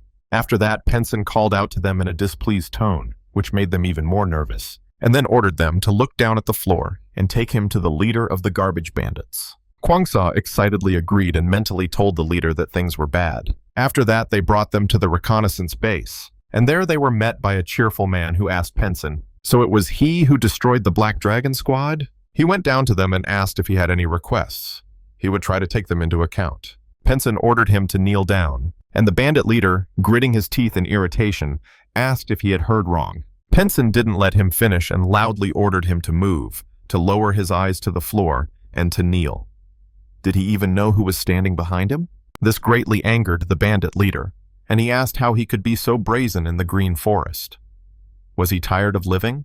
After this, Penson threw Yakran to the ground with a determined look. Why did she hit her forehead? And then she stood up and sighed heavily, rubbing the back of her head. The man's eyes widened when he saw her face, and she looked at him and with a smile called him Dad, saying that they hadn't seen each other for a long time. The scouts were shocked because it was Miss Yakran herself, and the main character was surprised and thought, "So she is the daughter of the bandit leader?" The man became furious and, spraying saliva, shouted that even if he took his daughter hostage, he will not bend the knee to him. He is the king of the Green Forest. Suddenly, Yuk intervened in the conversation. With tears in her eyes, she called him her darling and said that she was here too. After her words, the man shouted that he would do it, and then his whole gang came down and knelt before the steps leading to the throne. The bandit leader thought it was so humiliating. The leaders of all the Green Forest squads were trampled by this man and this puppy. He spotted Yugen standing next to his throne and thought this was too much. Was the bandit king really nothing against them? Meanwhile, Gigi looked with displeasure at this whole crowd below, and the king turned to his daughter and asked who they were. She answered thoughtfully that she herself didn't really know. That big guy's name is Pan Shun. He's a complete psychopath and has absolutely no manners. If they don't listen to him, they'll suffer the same fate as the Black Dragons. The little one's name is Yugen, and he's also a strange guy. Incidentally, it's because of him that they're kneeling. He's clearly hiding something, but she doesn't know what. He also likes to play the victim. Because of him, she has already found herself in awkward situations twice. He didn't understand what she meant, so she decided to change the subject by asking why this Yuka was calling him cute. He coughed awkwardly into his fist and replied that she already knew that her mother had died long ago. Yakran understood what he was getting at and exclaimed indignantly, "Is he really planning to marry this idiot?" He responded by exclaiming that he was in love for the first time in 10 years. Panchun immediately ordered them to shut up, and the main character thought that after escaping from the demonic cult, he constantly has to listen to the squabbles of bandits, how tired he is of it. Meanwhile, the servant, smiling, pointed to the throne for his master and invited him to sit down, and he looked at him with hostility and wondered why he was sitting here. Seeing his reaction, Panchun exclaimed that he understood everything, after which he punched and broke the chair, and the young gentleman recoiled in surprise, asking, "What this time?" His servant grabbed the tiger skin rug and tore it to shreds, saying that the chair was not fit for a leader. When the bandits saw this, they immediately became angry and rushed at him with weapons, shouting, "What did he do with the chair of the great master?" The king of the Green Forest couldn't stand it either and said that they would all attack him together. And then 4 people surrounded Panchun from all sides and tried to pierce him with swords, but they failed and were left in confusion. Realizing that this plan had failed, one of them apologized, and Panchun looked at him with a gloomy expression, asking what he said. The bandit apologized to him again, but Panchun did not hear and asked him again what he said, after which he added that he had muttered something earlier, but he did not hear. The poor bandit broke out in a cold sweat from fear, and then said that he would not forgive him for the great master's chair. Panchun turned his gaze to the other bandits and asked, "Them too?" They bowed to him several times, confirming his words, after which he turned his back to them, and approached the remains of the throne, saying that if this chair was not suitable for his master, then they would replace it. He clutched the piece of the throne in his hand and crushed it, thus showing what would happen to them. They understood him and immediately threw him down the stairs. And Yakran asked her father with a grin if he had seen it. They were clearly out of their minds. If he wants to live, they will have to put up with his rules. After this, the bandits quickly built a new throne, and Panchun asked his master to sit down, but he did not answer and his face darkened. His servant was slightly surprised and asked if this chair was not suitable for him either. The bandits were very scared, and they began to wonder, are they really all going to die here? Panchun clenched his fists in anger and said that it seemed he was unhappy with this. And one of the bandits, with tears in his eyes, asked him to sit on this throne already. The young master sat on the throne, and everyone else breathed a sigh of relief, after which the king of the Green Forest thought about what he wanted to say with this long pause. Yugong opened his mouth to say something, but Panchun understood him without words and bowed. Then he turned to the bandits and ordered them to listen to him carefully. The master gave the order. First, let them bury all the dead members of the Black Dragon Squad as if they had never been here. Secondly, let them continue their business as if nothing had happened. Let them keep an eye on each other to make sure no one escapes. And lastly, let them bring the best chef here. If even one of them decides to escape, all the others will be killed. At this, the bandit king became very worried and gritted his teeth. Then he looked at Yugong and thought that he was as ruthless as that village fool, Panchun. Meanwhile, the young master rose from the throne and called out to his servant, who asked with a smile what had happened. Suddenly, the main character grabbed the throne. Then he hit Panchun on the head with it and exclaimed, "Does he really think that this is how a real master behaves? He is just an arrogant brat." Seeing this, the bandit king was shocked and thought he gave him an order and then suddenly hit him. He's just a psychopath. Outwardly, it seemed that Yugong was literally burning with rage, but in fact he was offended since he had not had time to say a word since they arrived here. A second later, a loud whistle was heard, and he asked, "What is it?"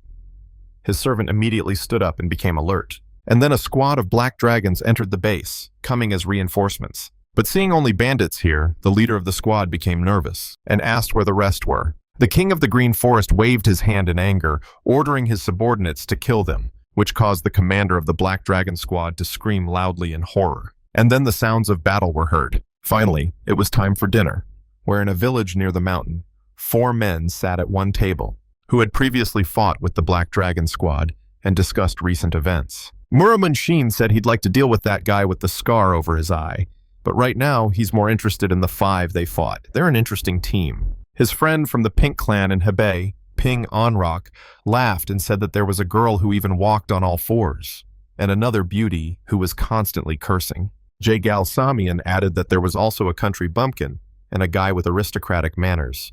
But it was so out of place. They're probably all dead by now. Nam Gunyun agreed with him and asked why they fought with them in the first place. Unshin replied with a smile that it was because young people needed to work hard to hone their skills.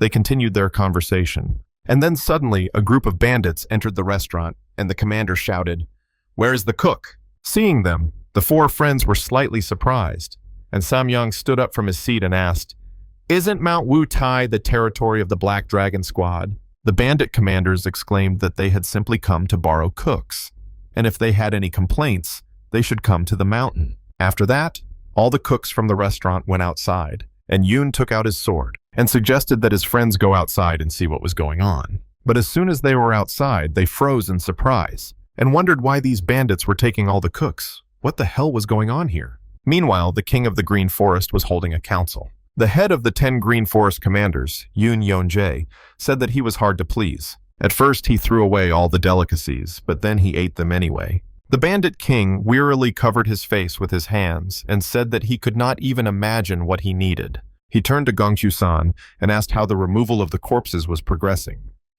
The chief elder replied that everything was ready, and they had also wiped away all the bloodstains. He said they had done a good job and suggested they get down to business. It doesn't matter who these two are. What matters is that with them, the Green Forests are facing dark times. So they have to defend their territory. They just need to figure out how to kill them. Everyone else was silent, and he said that he had already told the villager that they had much to discuss for the new Green Forest. But the longer they delayed, the angrier he became. His deputy, Shunmyu Mayo-san, raised his hand and said he had a question. He started talking about that puppy, and Yakran asked if he meant Yugong. He thanked the young lady for clarifying, and continued, saying that it all depended on how good he was at martial arts. The stronger he was, the more effort they would have to put in. Yakran chuckled and said that there was nothing special about him. The deputy head looked at her and asked if she was sure. She gritted her teeth in anger and said that these were just guesses. What difference did it make to him? Before they could start arguing, the king of the Green Forest called them idiots and said that now was not the time for quarreling. They immediately fell silent, and his deputy suggested taking Yugon hostage. The head of the 10 commanders said that it would be difficult to do so, since that giant never left Yugong's side for a second. The king asked if there were any other ideas. Someone said they could set explosive traps and then blow them both up at once. He asked if the big guy would survive. They imagined this scenario, and one of them said that then they would all meet in hell. After this, everyone in the negotiation room fell silent. Yongzhao slammed his palm on the table and said they were all so stupid. They should just use Chiman Dunjia to replace their trap. The king of the Green Forest was surprised by his idea and patted him on the head in approval, which made him smile. And then suddenly grabbed his hair and asked him with displeasure, did he really think that any of them could create Chiman Dunjia? After that, he slammed his face into the table, and the elder thought, is this really the end of the Green Forest? Suddenly, Yakran stood up and slammed her palm on the table, drawing attention to herself, and laughingly asked how they, idiots, hadn't thought of this yet. Her father noticed her and asked if she had a plan. She replied with a smirk that poison could be used. Her idea struck him, and he thought that they might give him their most powerful flammable poison in food. The next day came. Yugong was resting in his chambers and thought that today was such a beautiful morning. Cozy room, good food, he would like to stay here forever. Someone knocked on the door, and he allowed entry, after which Yakran appeared on the threshold, and, energetically hitting her fist against her palm, she respectfully greeted him and asked if he had slept well today. He was very surprised by her sudden change in behavior and did not even notice how the tea flowed out of his mouth back into the glass. He immediately wiped his mouth and called out to Pangshin with displeasure, asking if he'd been beating her all night. Why had she suddenly become so polite? He replied with a smile that he hadn't done anything. It seemed she realized there was no point in arguing with him. He thought that he always did everything right, then turned to Yakran and asked how badly he beat her. She replied that he hadn't even touched the hem of her robe. Let him allow her to serve him for the rest of her life. Gigi found this suspicious and asked if she came here just to find out if he slept well. She apologized to him for being rude and replied that she was there to give him advice. He frowned and asked, is this true? She said that if he wanted to completely subjugate the Green Forest, then he should get rid of the deputy head. He is her father's advisor. It just so happens that the head is lacking in intelligence. Yugen indignantly called her trash and exclaimed that he was her father. She confidently replied that great deeds required the absence of feelings, so she asked him to take her advice. He clenched his fist and thought that she was insulting her own father and was ready to betray the Green Forest. How disgusting. After this, the young lady left and said that she would return as soon as she had a better idea. And as soon as the doors closed, Pangshin said that it would be better to get rid of Xiong Nu Myosun quickly. His master slammed his fist on the table in anger and asked if murder was the only thing he could think about. He might still be of use to them, so he should just lock him up. He noticed that he wasn't responding, and immediately imagined how he was beating him, refusing to obey his orders, and nervously asked what was the matter. Pangshin said that yesterday he ordered him not to use the chair to subdue them. His master confirmed his words, and he continued, saying that today he orders him not to kill the advisor. This made him even more nervous, and he wondered if he was really going to beat him up. But contrary to his expectations, Pangshin was thinking of something completely different. He smiled and said that his modesty was impressive. Yu Ging was very surprised, and he said that he was so majestic yesterday in front of the residents of the Green Forest, it would be great to use the abilities of an advisor. He doesn't even know how else to show him his respect. The young gentleman smiled wryly and said that he was so cool From now on, he would beat him up more often so that the others would be afraid of him. Pangxi agreed with him and happily said that it was a good idea, and he frowned and thought that he had barely survived. But why does he feel like this was his plan all along? Meanwhile, his servant left the room and said with a smile that he would then persuade the advisor. After some time, the advisor was taken to a remote barn, and he thought that even though it was part of their plan, he couldn't help but be nervous. Last night, the Bandit King said they would have to earn the big guy's trust first, and May Olsen was the best fit for the role. He nervously replied that he would try, and Yakron laughed and told him not to worry. They would distract him. At this time, Pangxin approached the advisor and asked if he would give his head for his master. He wanted to answer him, but Pangxin did not wait and grabbed him by the neck, after which he began to beat him, and he asked, wouldn't he really be useful to him? May Olsen exclaimed that he would do it, and Pangxin said that he was as stubborn as one would expect from a deputy chief. Yakron watched with interest, and through the sounds of blows, words could be heard from the advisor's lips that he was using all his wisdom. But Pangxin didn't listen and continued to beat him, saying that since he so stubbornly contradicted him, there was nothing he could do. It was his own fault for refusing to serve his master. Exhausted by pain, the poor advisor cursed silently and exclaimed that they had told him they would save him. Afterwards, everyone gathered again to discuss the next plan.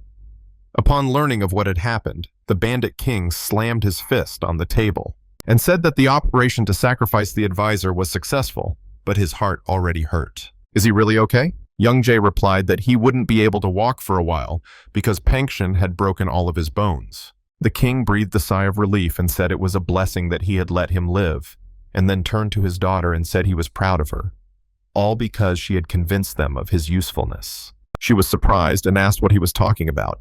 She advised them to kill him. Everyone present was horrified by this news. She shrugged and asked what the big deal was. That way, they'd definitely earn his trust. She'd learned that on her journey with Pangxiang. She ran her finger down his neck with a wide smile on her face and said that if someone couldn't live up to his expectations, he would kill them. Green Forest should take the same stance. Her father wearily covered his face with his hands and asked what nonsense she was talking about. He suggested the others talk about that idiot Egan instead. So he doesn't skip meals? The elder confirmed his words and said that he ate as if it was his last supper. But that's not all. Pangxin had dinner with him today. He thinks they might kill them both. The king asked if he was sure he would not suspect anything. The elder remembered the many empty plates in the kitchen and replied that this was not so, after which the leader said, "This is excellent. Is the flammable poison ready?" The leader of the 10 commanders took out a small bottle from under his clothes and confirmed his words, after which the king smiled and said that it was time to begin their last supper. Meanwhile, Egan was leisurely strolling around the base, and turning to his servant, he asked suspiciously, "He didn't kill the advisor, did he?" Pangxin, whose clothes were completely stained with blood, said with a smile that this was not so. They had settled everything through friendly conversation. The young gentleman mentally wondered if he really thought he'd believe him. But he didn't have time for that now. He wanted to ask him one question and said that there must be some reason why they captured the Green Forest. He hoped that he didn't want to make him the ruler of this place. He replied that there was no need for that. The fact is that the Green Forest is located on Mount Wutai. The squad of black dragons that blocked their path was destroyed. The great deed to which the heavenly demon Azura dedicated his body and soul is located right here, on this mountain.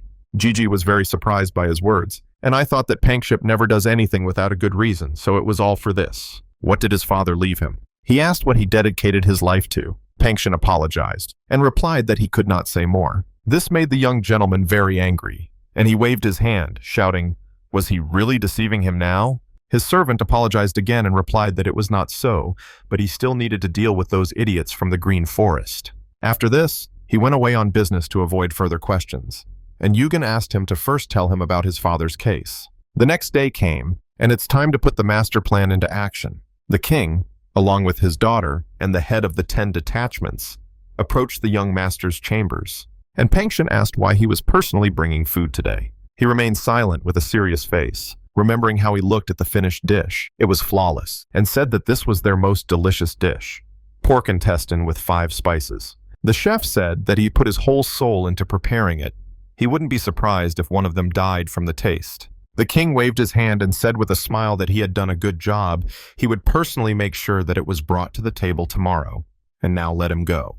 The cook thanked him and left, after which the king ordered young Zhou to act, and he, taking out a bottle of poison, poured all the liquid onto the dish. The king asked if the poison would really work. He confirmed his words with a smile and said that he had tested it on 3 wild boars. He added just 1 drop to the water and they all died immediately. The man was delighted by the news and praised him, after which he said that they would finish them off today. At this time, he bowed to Panxian and replied that he was previously the king of the Green Forest, but now he was the servant of the master.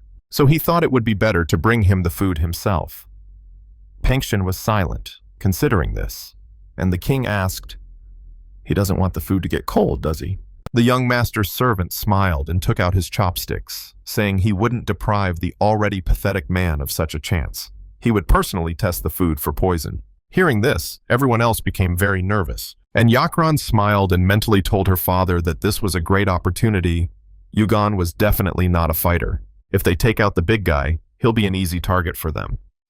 Meanwhile, Panxian took a piece of pork and threw it into his mouth, and the bandit king froze in anticipation. When he had chewed and swallowed it, the king laughed loudly and mentally exclaimed, "How does their poison taste to him?" But contrary to his expectations, Panxi didn't start spitting blood, but laughed very loudly, which confused the king, and he said that he did not feel anything strange.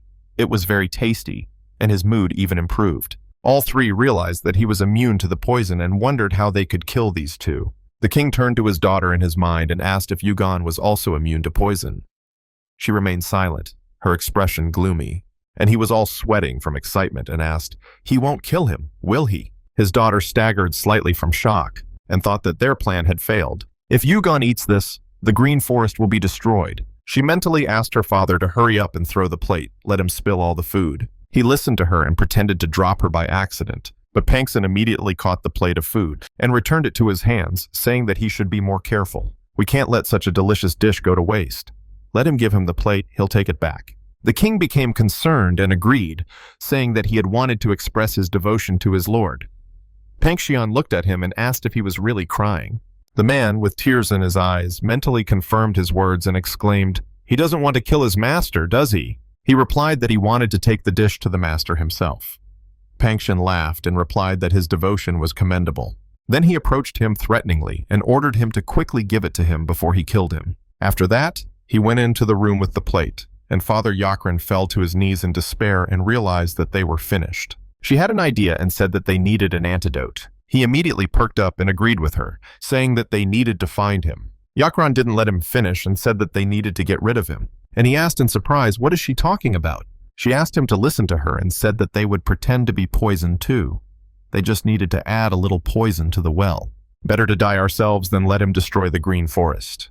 She'll buy herself some time and let him jump into the well. After that, he immediately ran out of the house. While Panxian served the dish on the table and told his master that he need not worry, it was delicious. Yakran quickly entered the room and placed the plate on the table, saying that there was another similar dish. But Gigi didn't even look at him and reached for the pig intestine, which made her very nervous. And she mentally ordered Yongjae to quickly stuff the 5-spice pork intestine into his mouth and pretend to be dead. Then Yugen and the entire Green Forest will be saved. He listened to her, pretended to feel ill, and said that his neck had suddenly become stiff, and she clenched her fist in rage and called him an idiot. Seeing that the piece of intestine was already on its way to Yugen's mouth, she decided to change her strategy and turned to him with a smile, asking his permission to let her baby try the pork intestine. Gigi looked at her in confusion, and Panxian got angry and said that it was rude. If that was all, then she should leave. She asked for just a piece, and he, beginning to lose patience, told her not to make him repeat it twice. She was embarrassed, but still continued asking and asked if they weren't friends. Considering their relationship, she doesn't think she's being rude. She's tired of pretending to be so nice, and she reaches for the intestines, screaming that she just wants a piece. At that moment, Panxian swung his hand, trying to hit her, but she dodged in time, and his master ordered him to stop. "What are they doing at the dinner table?"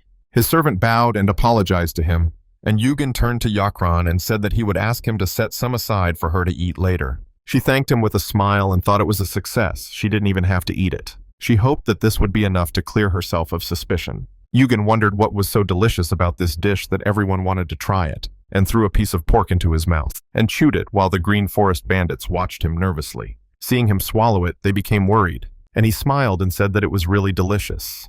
and now he understood why Yakran was so eager to try it. At that very moment, the king burst into the room and called out to his master, asking if he was all right. Pangshin became very angry and asked how he dared to disturb the young master during his meal. The main character coughed, and his servant told him not to worry. He'd deal with it. Realizing something was wrong, he immediately turned his gaze to his master, and seeing blood gushing from his mouth, he called out to him with concern. The poison quickly spread throughout his body, and he fell to the floor without strength, after which his servant immediately came to his aid and pressed on several of his acupuncture points. He picked him up and said with concern that he couldn't just die like that. Then he put a pill in his mouth and said that he would definitely find a way to help him. It would be better if he just punished him. Yugon swallowed it and wondered if this was really a primordial heart pill that could rival the miraculous Shaolin restorative pill in its properties. This is a very rare medicine that can only be bestowed by the leader of the heavenly demon cult. The king said that someone had poisoned the well, and 30 of their subordinates had been injured. Pangshin sternly said that they had 2 hours. Then he turned to him and shouted in a rage that if they did not bring the best doctor here by then, he would destroy the Green Forest. The king became worried and obeyed his order, and soon after that evening came. Yoon suggested to his friends to check the Green Forest headquarters tomorrow, and Wu Chun agreed with him and said that it was strange that the Black Dragon Squad just disappeared out of nowhere. Onruk, standing nearby, put his hands behind his head and asked why they needed so many cooks. Were they really planning to open a restaurant business? Samyeon also found all this suspicious and said that they should visit them, but they must remember that they were not going there to fight. Yoon agreed with him, and they all remembered that the Green Forest was invincible after all. Even the Black Dragon Squad had to team up with the 7 Wuchang ghosts due to their strength, which was enough to understand the whole situation. Wuchen said he felt like something funny was about to happen, and then suddenly someone's excited voice was heard from the street calling for a doctor. The men noticed this, and one of them, seeing that the owner of this voice was the king of the Green Forest, was very surprised, and his friend asked him to be quieter. There was also that crazy girl with the whistle. Meanwhile, the king of the Green Forest clutched his head and cried out that they were finished. What should they do now? His daughter asked him to calm down, saying he was distracting her. After all, he was the king of the Green Forest, so he should behave with dignity. Hearing her words, the 4 friends were even more surprised, and realized that this was the daughter of the king of the Green Forest, and he was the strongest warrior in the entire history of the forest. Soon, one of the squad leaders appeared on the street and said that they had brought all the doctors. The king was very happy and said that now all that remained was to choose the best one. One of the doctors became very nervous and exclaimed that he was just a charlatan who had studied medicine while watching what was happening from the sidelines. The doctor standing next to him realized he was lying and then said with a smile that he enjoyed killing his patients. The other doctor kicked the boxes in anger, scattering all the fruit, and exclaimed that he was not a real doctor at all. He would be worse than any bandit. Everyone began to say that they were charlatans, which made the king of the Green Forest tremble with rage, and then ordered them to take the idiot who spoke last and drag him to the back mountain. If they don't want to die, then let them give them the most experienced doctor. After observing them, Wen Quan said that first they were looking for cooks, and now they're looking for a doctor. Could it be that the restaurant business had failed? The king of the forest seems to be perfectly fine, so who needs help? After some time, the king returned to base. Yoi brought the doctors to Yugen's chambers, where he was resting on the bed. Looking at him, they all immediately realized that his condition was quite serious. He was on the verge of life and death. Suddenly, Pangshin called them idiots and exclaimed, "How long will they stand?" One of the doctors suddenly felt like someone had pushed him and turned around with displeasure, deciding to check who it was. But seeing the bandit king behind him, all his rage immediately disappeared, and he approached the patient saying that he would check his pulse. He began examining him, and Pangshin said that if he couldn't cure him, he wouldn't leave alive. The man said that first we need to find out what kind of poison it is. There are over 1,000 different poisons in the world, many of which are mixed to create new varieties.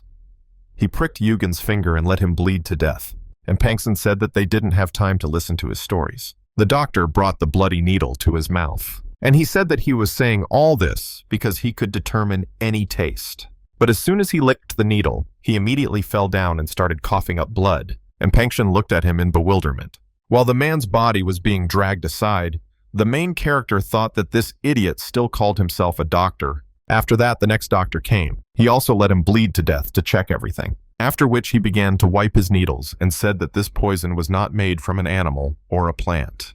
Pangxi asked what it was made of then, and the old man replied that, in his opinion, it was a mixture of several different poisons. His knowledge was limited, so he couldn't say anything for sure. He managed to normalize his condition now, but later. He fell silent, and Pangxi asked what he meant. He replied with concern that if they did not find an antidote, the young master would die within 3 days. Hearing this, Yugon opened his eyes and became upset, thinking that he hadn't even had time to live peacefully yet. He no longer cared about a peaceful life, but now he won't even see the light of day. Pangxi asked again if he had said that he would die in 3 days. The old man confirmed his words, and he, with a gloomy expression on his face, ordered the king of the green forest to kill all the doctors, and he bowed to him, obeying the order. This greatly worried the doctors, and seeing that the king of the green forest had drawn out his axe, one of them fell to his knees and began to beg for mercy. Pangxi sternly asked why he should do that. He headed towards the exit of the room and ordered to continue to carry out the order. But at the moment when the king of the green forest approached the old man, he exclaimed that he knew about the divine doctor. The axe blade froze a couple of centimeters from his face, and Pangxi turned to him with interest, and he said that this doctor is very good and is able to cure any ailment. His name is Wu Jian. He is a divine doctor. The bandit leader exclaimed that this was nonsense. He had been dead for a long time. The old man asked if he had seen his corpse personally. He objected that there had been no news from him for about 20 years. The old doctor turned his gaze to Pangxi and swore on his whole family that he had seen him. The young master's servant rubbed his chin thoughtfully and asked if this meant that he was a doctor who could cure anyone. The old man bowed and said his abilities would put any imperial physician to shame. Many considered it disrespectful to compare such a great man to the most renowned physicians. His clenched fists trembled with fear, and he asked him not to tell Wu Jian that he was talking about him. Pangxi replied that he didn't even know his name, and the old man bowed even lower, thanking him, and then told him that he lived at Longqiu Peak in Water Curtain Valley. Pangxi sighed with relief and said that it was good that it was nearby, and then called out to the king of the green forest and ordered him to prepare a stretcher. After his words, the doctors were horrified and wondered if he was really going to wrap them all in a stretcher. The old man, along with the other doctors, bowed to him and exclaimed that he was speaking the truth. Let him spare their lives. Due to their incessant whining, Pangxi became angry and ordered them to shut up. The bandit leader asked why he needed a stretcher. He replied that he needed to take the young gentleman with him and that they should prepare slings, like for babies. Gigi asked him not to rush, but all he heard was the word to hurry, which excited him greatly, and he waved his hand, saying that the gentleman was not feeling well and that they should hurry. The bandit king immediately rushed to the exit, and Yugen gritted his teeth and thought that this was not what he meant. Let them all finally calm down. Seeing his expression, Pangxi realized what was going on. Then he called the king of the forest, who had just appeared in the passage, an idiot, and said that his master had said that he was too slow. Gigi got even more angry and thought that he was an idiot, and then his servant helped him up and said that they were leaving right now. He put him on his back and started tying the slings, telling him not to worry, he would carry him carefully. He tightened another knot. Gigi felt his chest tighten and sighed heavily. And then Pangxi tied another knot, but this time even tighter. This made the young master feel even worse, and he thought that at this rate he would die from suffocation, not from poison. Yakran looked out of the room and watched them leave, and seeing the expression on Yugen's face, she asked Pangxi if he was even alive. He ignored her, put his hand on the hilt of his sword and told his master that they were leaving, and then he rushed forward, broke through the wall in front of him and headed into the forest. The father and daughter looked into the hole and he said he told them he would be careful with him. Yakran asked why Pangxi was so serious. He replied that it was obvious that the divine doctor Wu Jian was alive. He had gone looking for him to save Yugen. Hearing this, she was very surprised and exclaimed that they should follow them. If Yugen dies before they get there, the green forest will end, so they must show them their loyalty. Her idea amazed the king of the forest, and he said that she was right, after which he waved his hand and ordered the others to quickly gather all the elders. Meanwhile, the 4 friends were heading towards their base. Yoon looked around and said that there really was no one from the Black Dragon Squad here. Anrock added that not only they, but even the people from the Green Forest were nowhere to be seen. Was there even a single living soul left in the mountains? At that moment, a bright flash flashed above them, and they turned around, asking what it was. Samyeon suggested that it might be a human, and asked if humans were capable of such speed. Wuchen looked up at the sky in surprise and said that back then it was probably a ghost carrying someone on its back. At that moment, 2 silhouettes flashed through the trees behind them, and Yoon, screaming in fear, turned around and asked, "Is this another ghost?" Anrok replied that it was the king of the Green Forest and his daughter, and then several elders flew over them. Anrok immediately recognized them as the people from the Green Forest and said that something must have happened, and his friend asked if they should continue climbing, or will they follow the king of the Green Forest. At that very moment, black silhouettes flashed over their heads, and Anrok, cursing, asked angrily why they kept jumping over them. Yoon, surprised, said they were all in black. Perhaps they were the 7 ghosts of Wujian. Samyun felt awkward and asked if they hadn't seen them. They realized that they had all simply ignored them, and then a sound came from the bushes, and a stranger came out onto the road. Yoon looked at him in surprise. After all, he looked at the boy in the clothes of a demonic cult and asked, "Is this a child?" He wondered what he was doing here, but quickly dismissed the thought, deciding that now was not the time. As a member of the great clan, he had an obligation to help. He smiled and told the boy that it was dangerous to be alone in such a wild place. The shining child became very angry and loudly ordered him to be quiet, emitting a murderous aura that immediately made them nervous, after which he asked them to answer his questions. Do they know the 7 people who had just passed by? They were silent and wondered where the child got such a strong desire to kill. The shining child noticed that they were afraid and said that the youth of today were so useless, but in his time this was not the case. He sighed with displeasure and stepped off the path, leaving them confused, after which Wunshin turned to Samyang and exclaimed, "Who was this old man in the body of a child? What's going on here?" He asked in response, "How could he know?" Yoon suggested following them, and they, full of confidence, headed in the opposite direction from the Green Forest base. Meanwhile, the 7 ghosts continued to haunt the bandits, and the 3rd ghost, pursuing the spirits, asked the elder brother how long they should follow them. They came to the aid of the Black Dragon squad, but there wasn't a soul in the mountains. They had never been treated like this before. The 2nd ghost, piercing the sky, finally told him to shut up and said that he was right. The Black Dragon squad was gone. He turned to the elder and asked if it was possible that the Green Forest bandits had destroyed them. The first of the 7, the windless ghost, laughed loudly and said that if that were the case, the place would be full of corpses. The leader of the Black Dragon squad was very strong. The second one replied that he realized that he was talking nonsense. His older brother put his hands behind his back and said that if the leader of the dragon squad was really dead, he will make them pay for it for his friend's sake. Meanwhile, Pension was running through the forest, and the main character on his back began to choke. He thought that finding a doctor was, of course, a good idea, but at this rate he would suffocate. This time he had to try to say everything clearly. After taking a few heavy breaths, he asked him to slow down and said he couldn't breathe. He was glad that he had now said everything clearly, and Pengshun turned around in surprise and asked how he could talk such nonsense. Had his body become so weak that his mind had become clouded? Let him swear that he will never show weakness again. Yu Gung's face darkened and he coughed, thinking that he was an idiot and was about to die from the pain. Suddenly his servant sat down and said that if he was so ill, then he should speed up the search. Gigi pursed his lips, preparing himself, and then Pengshun rushed forward with even greater speed and asked, "Is that better? Then they should continue on their way." The young gentleman burst into tears and thought that one day he would kill him. Meanwhile, the bandits took a different route. The king of the Green Forest looked at his subordinates and thought that it was good that they knew the shortcut. A little more and they would have fallen behind.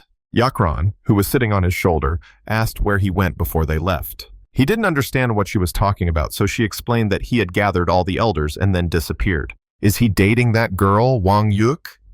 It's surprising he liked someone like her. Her father exclaimed indignantly that she was now, in fact, his stepmother. His daughter laughed and said that she had heard from some idiot that Wu Jian would rather die than allow himself to be broken. Her father exclaimed in anger that he was the idiot, so she laughed and asked if it was true. He thinks Yu Gung will survive? He replied that Wu Jian would have no choice, otherwise Pengshun would tear him apart. His look became serious, and he said that he should cure him. He won't let Yu Gung die. His daughter smiled and asked if it was true. If he died, the Green Forest would end. She was counting on him. The king ordered everyone to speed up as they began to catch up. Soon the morning came. Pengshun finally reached Longqiu Peak, and Gigi was able to breathe a sigh of relief, but his condition was deplorable. At the foot of the peak, an old man was collecting herbs. Pengshun, being a healthy guy, paid attention to him. He came up and asked where the Valley of the Water Curtain was. The old man took the basket of herbs and replied that he did not know such a person. He said it was the name of the valley. The old man again said he knew nothing, but only if he didn't take his herbs. Pengshun started to get angry, but he restrained himself and asked if he knew anything about the divine doctor Wu Jian. He replied that he had never heard of hidden immortals. Realizing that he wouldn't learn anything from him, Peng Shun turned around and sighed with displeasure, saying that he was just an ignorant old man, and then disappeared. The old man was left alone, but suddenly heard some sounds nearby. At that very moment, silhouettes appeared above his head, and the bandits of the Green Forest surrounded him from all sides. He was confused by what was happening, and the bandit king asked him to tell him where the Valley of the Water Curtain was. He replied that no one in the Shang Mountains had such a name. The king became angry and exclaimed that this was the name of the valley where the divine doctor Wu Jian lived. His daughter said the old man seemed to have gone mad.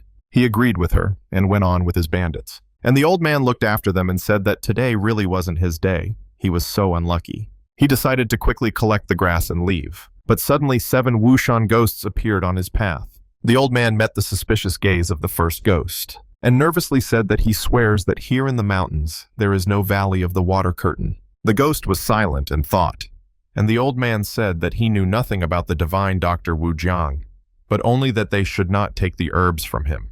The ghost laughed and said that this meant they were going to the Valley of the Water Curtain to see the divine doctor. Which way did those people go?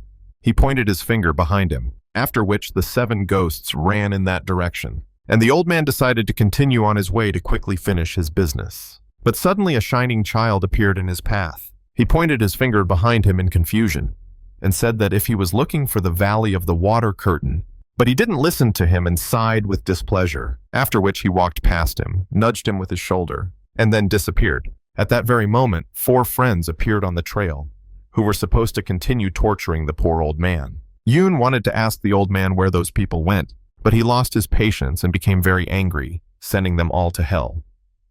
He also said that he didn't know where this Valley of the Water Curtain was, and that there was no divine doctor here. His powerful voice raised the wind in the forest, and Yoon understood from his words where the bandits went, after which he continued on his way with the others, and thanked the old man. He looked at them with a gloomy expression on his face, and then in a rage he threw the basket of herbs on the ground, and said with displeasure that there was a green forest, and those puppies were from noble families. But who were those 7, and what kind of child was he? And that big idiot doesn't inspire confidence. He walked past his basket saying it was a headache, and then pushed off the ground and rushed forward, wondering if it was time for him to leave this mountain. No one realized that this was the divine doctor. Soon evening came. Peng Xian was still searching, and Yugen was admiring the scenery. He thought that Antoshan was a really wonderful place, beautiful pine trees, and an impressive waterfall. And last but not least, that crazy idiot. He was flying somewhere early in the morning at great speed. Because of it, he couldn't even properly admire the scenery. Peng Xian asked him to be patient a little longer. He would not let him die. The main character, who was hitting his head against his back from running, thought that at this rate he would kill him himself. Peng Xian landed on top of one of the rocks and said that many people had joined, so good news could be expected.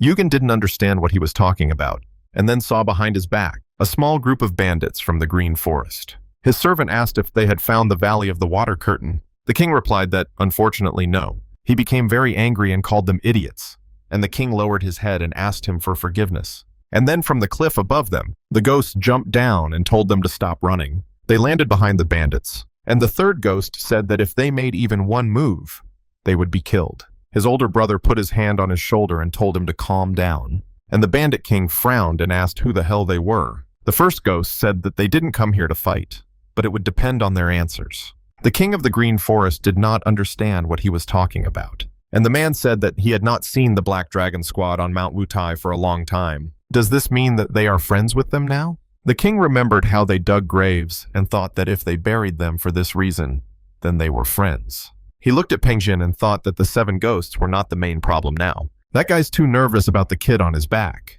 If they hurt him, they'll end up like the Black Dragon Squad. What should they do? While he was thinking about this, his daughter calmly said that they would all simply die. He looked at her in shock, and she smiled and asked, "I take it they didn't know, right?" The first ghost said that insulting his friend, the leader of the Black Dragon Squad, was tantamount to insulting himself. She better not joke like that. She smiled and asked defiantly, "What kind of joke could there be?" The third ghost got very angry and ran at her, shouting that she was an idiot, and her father took out a gun to respond to the attack. Pengxian got angry and immediately ordered everyone to shut up, which caused an energy wave to pass along the top of the cliff. The third ghost clutched his chest, wondering what kind of deadly chi energy this was. Yakran said she was sorry the squad leader died.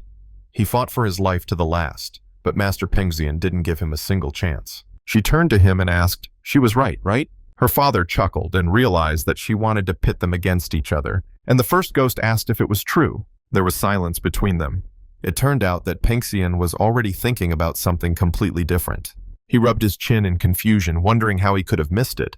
So it was the old man? Yakran and her father nervously stepped aside, and the main character thought that he also thought it was him. The old man who was collecting herbs. No old man could withstand Pengxian's strength. And this one Smog. His servant also understood this, and turning around ordered them to return.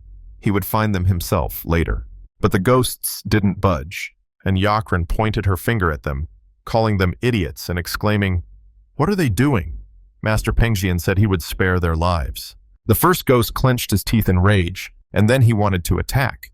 But they had already jumped off the cliff, and after some time they approached the waterfall. Yugen thought they'd last seen the old man here. If he'd looked at the waterfall, he'd have understood why it was called a curtain of water. They passed through the waterfall, and he, feeling the water hitting his head, thought that he was so grateful to Yugen that he would also die of a cold. They passed through a small cave, and came out on the other side of the cliff, where the forest and the village were located. This place is surrounded by rocks on all sides. Now he understands why they didn't notice him. Two men were kneeling nearby, begging Wujian to help them. One of them, named Guiman, asked how this could be the will of heaven. Let him save his son. Another man named Guan San approached the divine doctor and said that although his daughter had studied martial arts, he told her that it was a chronic illness. Wujian turned his attention to the new arrivals, and Pengxian told his master that this was the divine doctor. At that very moment, the bandits appeared and stopped behind Pengxian. Wujian was not happy to see them, and looking at the men who were begging for help, he ordered them to get out of here. He also said that he would not treat those who studied martial arts. He made an oath to heaven that if he broke it, he would kill himself. Pengxian said he had such an unwavering will. The Green Forest King recounted rumors that none of the 4 heavenly emperors had been able to defeat Wujian. He replied that the great 4 kings were not worth mentioning. The king felt awkward, and Pengxian approached the doctor and said that he would cut off his legs first, since only his hands were needed for treatment anyway. The king was about to agree with him, but suddenly exclaimed excitedly, "What is he going to cut off?" Meanwhile, Pengxian approached the divine doctor and asked him to cure his master. He gives him 3 seconds to answer. For every refusal, he will cut off a part of his body. Wujian frowned, and he thought that he saw many people angry, pleading, and even fawning before him. But this guy didn't show any emotion. It wasn't just a threat, he was actually going to cut off his legs. Wujian started the countdown and took out his sword, and the divine doctor nervously replied that he would not break his oath. When the countdown ended, the young master's servant raised his sword above his head, and at that very moment 2 men rushed at him, saying that they would not allow him to be killed. Guiming threw a dagger at him, but he didn't even move, and swung his sword, easily blocking it. And then the man got very close to him and was about to strike, but he jumped back in time. He swung his sword, intending to strike him, but suddenly noticed streams of energy behind him, and turned around to see Guansan about to hit him with his palm, completely imbued with qi. Pengquan immediately turned his whole body towards him and swung his sword, but the man turned out to be faster. He released a powerful stream of energy from his palm, which threw Pengquan back, but he was able to stay on his feet. The king of the Green Forest looked at them in shock, and I thought that this was not at all a battle of ordinary people. After the attack, the man was slightly surprised and asked how this was possible. Pengquan was safe and sound, but the MC felt ill from the shaking. Wu Jian called out to the young leader Guai Ming and Master Guansen, telling them not to interfere in this matter, after which one of them exclaimed that he would cut off his legs if they didn't kill him. The other man agreed with his comrade and said that he wouldn't let him die, as his daughter hadn't recovered yet. Wu Jian thought that the young leader Guai Ming was known for killing his victim with a single knife throw, and Master Guansen was renowned for his martial prowess, comparable to that of the 7 great martial arts clans. And this crazy idiot could kill the 7 great families without blinking an eye. Pengquan told his master he would kill them immediately after curing him, so he should wait a little longer. Wu Jian looked at them angrily and said that everyone was so damn eager to break his oath, and suddenly Yakran exclaimed, "What was the point of making such an oath?" She didn't care what the reason was. Let him refuse, and that would be the end of it. He clenched his fist in frustration and asked what they knew about it anyway. 25 years ago, a middle-aged man came to him with serious injuries. He did everything possible to cure him. He turned out to be a great martial artist, so he wanted to keep him alive. But he committed a massacre in the village, without sparing either the inhabitants or those who practiced martial arts. Because he saved him, 1,000 innocent people died. That day he vowed that he would never again interfere in conflicts between martial artists. He'd rather kill himself than help them. Yugon thought that for Wu Jian, he was a variable that could repeat history. The divine doctor threw his bag on the ground and said that it looked like they really needed his help. He would agree to this for the first and last time. Wanson was glad that he would help them. But he raised his fist to his head and said that he would kill himself so as not to break his vows. Everyone present was very excited. And at the moment when Wu Jian was about to perform his action, his fist suddenly froze a few centimeters from his head and started shaking. What happened? He realized that someone had managed to press on the paralyzing points, and he thought that now he couldn't even move. The Panchen Lama who did this said that he did not dare die without his master's permission. Gigi thought with displeasure that he had never asked his master's permission to kill someone before. His servant turned to the two men and said there was no need to interfere. Then he became nervous and wondered if he really intended to kill everyone except Wu Jian. They had come here for their children. At that very moment, the ghost decided to attack him, and the first ghost called him a scoundrel and exclaimed how dare he ignore them. Panchen turned around with displeasure, then grabbed the first ghost by the head, and then threw it at the others, causing them to lose their balance, and he himself felt the pain. Seeing this, Guimen and Guangsong were shocked, and one of them exclaimed that he had so easily defeated one of the 7 ghosts of Wu Jian. One of the ghosts tried to get up and called out to his brother, and Panchen approached the chief and reached for his sword. Saying that he remembered, he ordered them to retreat. He placed his hand on the hilt of his sword, and at that moment, behind him, he heard the weak voice of a young gentleman calling him. He immediately turned around and called out to him with concern, and he asked him not to kill anyone, not even Master Guansong and Guimen. Panchen remained silent, and Yugen sternly ordered him to answer, after which he removed his hand from the sword and replied that he understood. The ghost sighed with relief, and he flexed his fists and asked, "He can't just kill them, right?" After that, he immediately reached out to the first ghost and grabbed it, and then started beating everyone in a row. When he finished, Guimen thought, "What kind of martial art is this?" Meanwhile, Wu Jian laughed loudly and said that it was impressive. He was simply delighted. Panchen immediately approached him and grabbed him by the throat, ordering his master to be cured. The king's daughter became nervous and told the divine doctor to stop provoking him and let him just heal him. He refused and said he wouldn't even think about it. He'd already lived a long life, so he had nothing to fear. He can take his legs or his liver, let him do what he wants. Panchen became furious at his words, and all the veins on his face bulged, and then he reached for the sword. And the king of the green forest, together with Guangsong and Guimen, rushed towards him, thinking that he would really kill him. The doctor at this time closed his eyes, preparing to accept his fate, but Panchen Lama didn't do that, and bowed his head, sincerely asking him for help. Seeing this, everyone was very surprised, including Yugen. Yakren burst into tears at the solemn moment, and her father asked her why she was crying. She replied that he shouldn't be like that. Hadn't he cried himself? He looked at her in confusion, and Vujan said it wasn't funny. The young man behind him was more important to him than anything else in the world. He also had something he treasured. He couldn't cure it, so he should just kill it. Panchen pursed his lips and extended his hand, asking his master to understand him. He grabbed the old man by the head and told him that he had orders from his master not to kill him, so he wouldn't do it. He would be interested to see how long he could endure the torture. The king of the green forest intervened, excitedly asking him to wait, and saying that this was not something that a man of honor like him could do so easily. They both turned their gaze to him, and the king bowed his head, asking Panchen Lama to give him an hour, and he would ensure the antidote. Torture in the green forest was nothing compared to a demonic cult. He replied that the comparison was extremely insulting. The king said he meant that he was too confident in himself. Panchen retreated and said that he would give him 1 hour, but if he failed, the green forest would disappear on the spot. The bandit leader slammed his fist into his palm and agreed. Then he carried the divine doctor to a hut in the village of Suryam. He pushed the old man, causing him to hit the wall, and Yakran asked what happened. Torture in the green forest is nothing but beatings. Wujian said that this would not give him an antidote. Youngjae asked how about setting it on fire with a hot iron. Yakran rushed forward and told her father that if he was going to beat him, he should do it quickly. There was only an hour left. After saying this, she launched a roundhouse kick, but Wu Jian dodged it with the king's help, and her kick pierced the wall. She looked at her father in confusion. and he gestured for her to remain silent. Then he laughed and poked the old man in the neck, asking him to give him a minute to think. His daughter asked him what he was doing. In a situation where even hitting him wasn't enough, he pressed his enmyon point. He took out a small box from under his clothes and showed her the antidote to the scarlet poison, which made everyone very surprised, and she whispered, "Didn't he throw it away that day?" He replied that he was going to do it, but he saved it just in case. She smiled and asked, "So he was late to pick up the antidote before leaving?" At this point, young Zhao clutched his head in horror and said that if Peng Xian found out about this, it would be the end for them all. They had to get rid of this. The father and daughter looked at him in anger, and he asked worriedly why they were looking at him like that.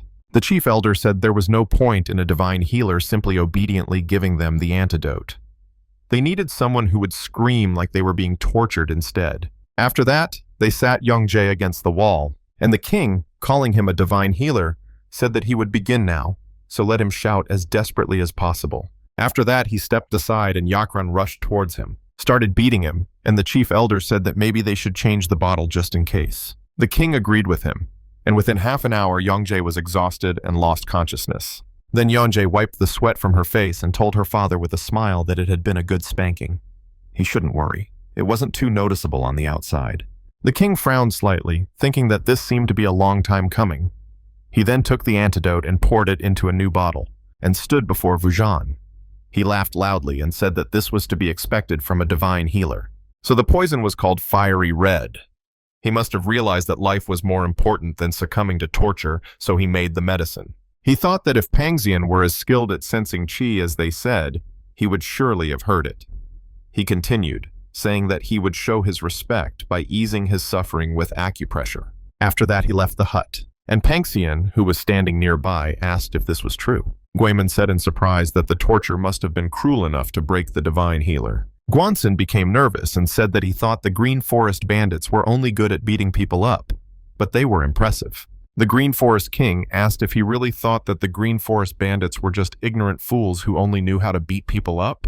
He said in his mind that he was actually right, and Peng Xian took off the young master and sat him down on the ground, then sat in front of him and asked him to give him the antidote. The king handed him the bottle, and he, having wished his master 10,000 years of prosperity and long life, gave him the antidote and told him that he would have eternal strength. Gigi was silent, looking at him with displeasure, then took the antidote and drank it, feeling his body fill with something new. The squeezing pain in the blood vessels gradually disappeared. If it weren't for Yandang and Peng Xian's internal qi protecting him, he would have actually died. After that, Peng Xian turned around and told them to stand guard. He would carry out a qi transmission to quickly restore the master.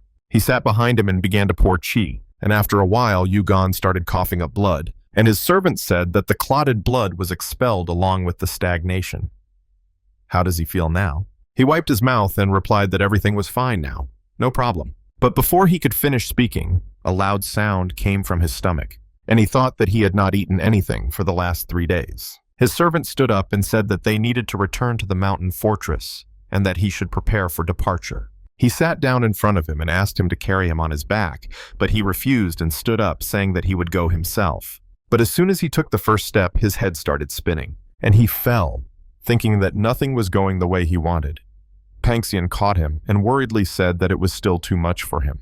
He put him on his back and said they were leaving. Then he rushed into the forest, and making my way through the cave, overcame the waterfall, and Yugan saw the night landscape in even greater beauty. He thought that now that he felt better, everything seemed so wonderful. With increased security, his life will not be in danger for some time. But then he didn't know that it's not over yet, and that his life would still be in danger. They soon returned to base, and food was served on the table. Sitting at the table with everyone else, he thought there was something about enjoying good food and company. Eating alone can be lonely, but the laughter that comes from sharing a meal can be a special meal in itself. It's really good to dine like this with the people from the Green Forest. Suddenly, Peng Xian interrupted his thoughts, slammed his hand on the table, and then loudly ordered them to start eating.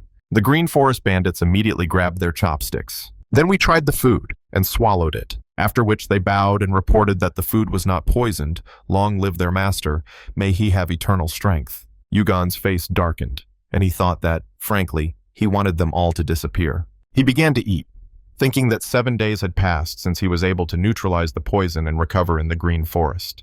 And although Peng Xian said it was prepared against poison, He didn't think he would be so ill that he couldn't eat. Youngjae said he had something to report. Gigi stopped eating, and Pankson asked what was wrong. The head of the 10 commanders replied that his men had spotted the wolf during reconnaissance. But the wolf feasted on the corpse of the Black Dragon clan, which was buried. This news made Yugon lose all appetite. Pankson said it was probably because of the rain 3 days ago. The chief of the commanders agreed and said they reburied them again after the ground washed away. Yakran asked if it wouldn't be better to just kill all the wolves. Gigi felt awkward. And Pankson asked if it wouldn't be better to cook them into food. The young master put down his chopsticks, thinking he needed to change the subject. And Pankson, noticing this, asked him if the food was to his taste. He decided to have some tea and replied that he'd eaten a lot this morning, so it would be better if he ate in silence. Looking back, he had Wu Jian to thank for that. He will need to visit that doctor soon to express his gratitude. Yakran and her father were shocked by the news, and his servant asked why he would do such a thing. Serving one's master is the highest honor one can receive. The others agreed with him, and Yakran added that this Wu Jian, just by looking at the master, began to dream of dragons. Youngjae spoke, and Yakran and the king looked at him, thinking that if he met him again and spoke calmly, it would be highly inappropriate. He should watch his words.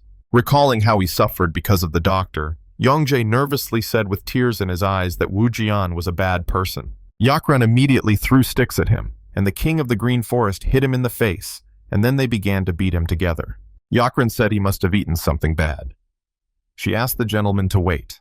He needed a good shake to come to his senses.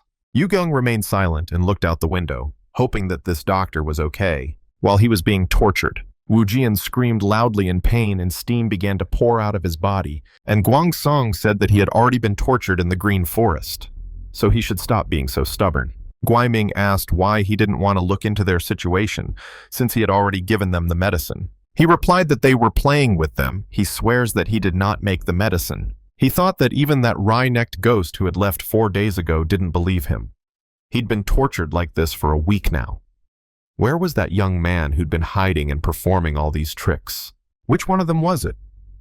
Guiming turned to his comrade and said that this time he would do it, but suddenly there was a roar behind them. The shining child kicked down the door and asked which of them was Wu Jian. The men grew nervous and thought they hadn't even felt him approach.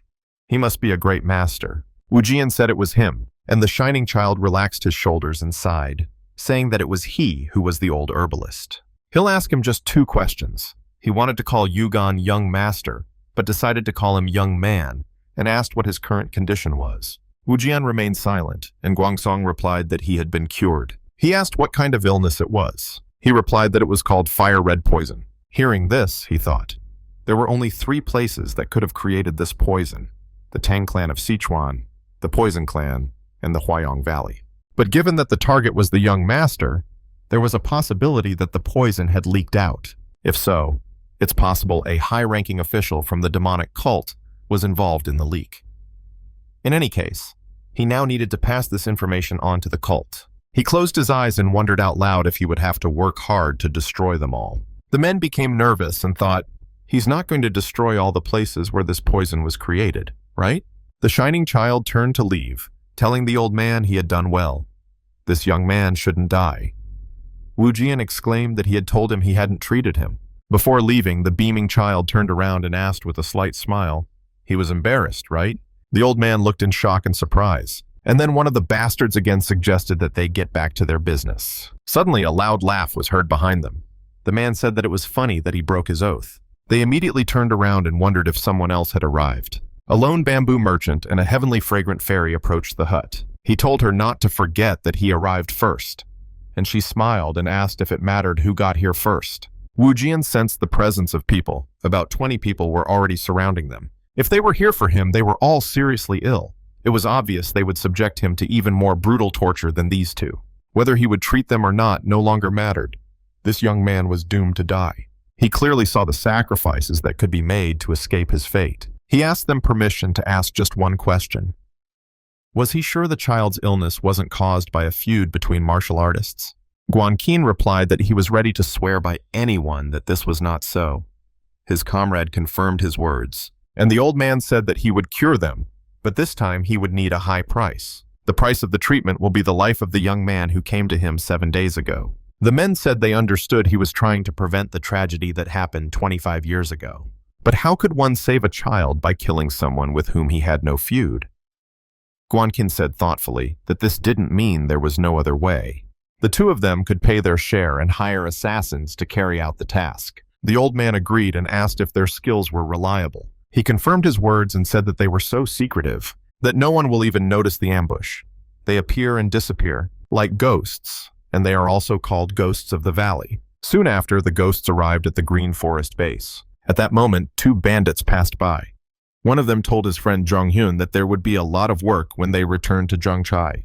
Why don't they rest now? He replied that if the captain caught them, he would not let them get away with it. They needed to leave before he started yelling at them. At that moment, two ghosts named Chilho and Shippo jumped out of the trees and hit them on the neck, causing them to lose consciousness, after which they were picked up, and their commander said that, as they planned, they would disguise themselves and infiltrate the Green Forest base. They needed to assess the situation, complete the task as quickly as possible, and retreat. They replied that they understood, after which they began to change into bandit clothes. Meanwhile, Gigi sat in his room and meditated. Meditation and a calm mind made all those blood clots seem insignificant to him. He refuses to accept his fate as the leader of a demonic cult. That's what he should say with confidence, but they say that's his goal too. Everyone should have the power and freedom to make their own choices. He had already tried to escape twice, but without success. If he tries to escape again, he will look as stupid as a newborn puppy trying to escape from a tiger's den. However, something unexpected may happen. What if one day the puppy becomes stronger than the tiger? Who needs tigers if he masters the art of discipline? Freedom will begin when he earns his father's approval. Suddenly, someone laughs behind the door. Panchim congratulates his master on his birthday, causing Yugon to immediately lose concentration and have blood spurting out of his mouth. He feels very ill and falls to the floor, thinking that his energy is being dissipated by such noise. How dare he make noise in the middle of the night? As he approached the room, Panchim again congratulated his majesty on his birthday, and he, with heavy breathing, thought that he was turning this holiday into a memorial day. He reached for the door and thought that he could not die here, and the reason for this would be his faithful Panchim. At this time, his servant entered the room and joyfully congratulated him on his 19th birthday. But seeing that he was lying on the floor and suffocating, he immediately sat him down and worriedly told him that his internal chi was moving in the opposite direction. Let him not worry. He will deal with this right now. He touched his back and began to pour his chi, smilingly saying that if he were even a moment late, it could turn into a serious problem. The main character thought it was incredible to listen to advice from a potential killer. His servant cheerfully told him to be more aware of his surroundings when he meditated. Yugon began to get irritated, especially since he started giving him instructions. Then Panchim stood up and congratulated him again on his birthday. There was a celebration going on outside, so let him join in. He headed for the exit, and the young gentleman watched him go, thinking that this celebration had nearly killed him. Now he would see if it was worth his life. As soon as he stepped outside, the leader of the Green Forest bowed to him and greeted the king, congratulating him on his birthday. All the other bandits also congratulated him, and the main character sighed heavily. Then he came to the throne, and Panchim told him to enjoy eternal bliss. His master sat on the throne and declared that eternal bliss was pleasure. He was even happier to hear that the time had come to carry out his plans. But on this happy day, someone appeared who wanted to kill him. Panchim immediately became alarmed and exclaimed, "Who dared do this? Let him name him, and he will immediately tear him to pieces." He replied that before he entered, he had been engaged in a very important energy circulation. At that moment, someone shouted, "Celebrate our master's birthday with great joy." But for some reason, to him, it sounded more like, "Circulate your chi and die." At that moment, his energy became tangled and he could no longer breathe. He almost became a pathetic fool who died on his birthday. He glanced at his servant and said with a grin that if he hadn't come in time, this is how it would have ended. Now, does he understand who almost killed him?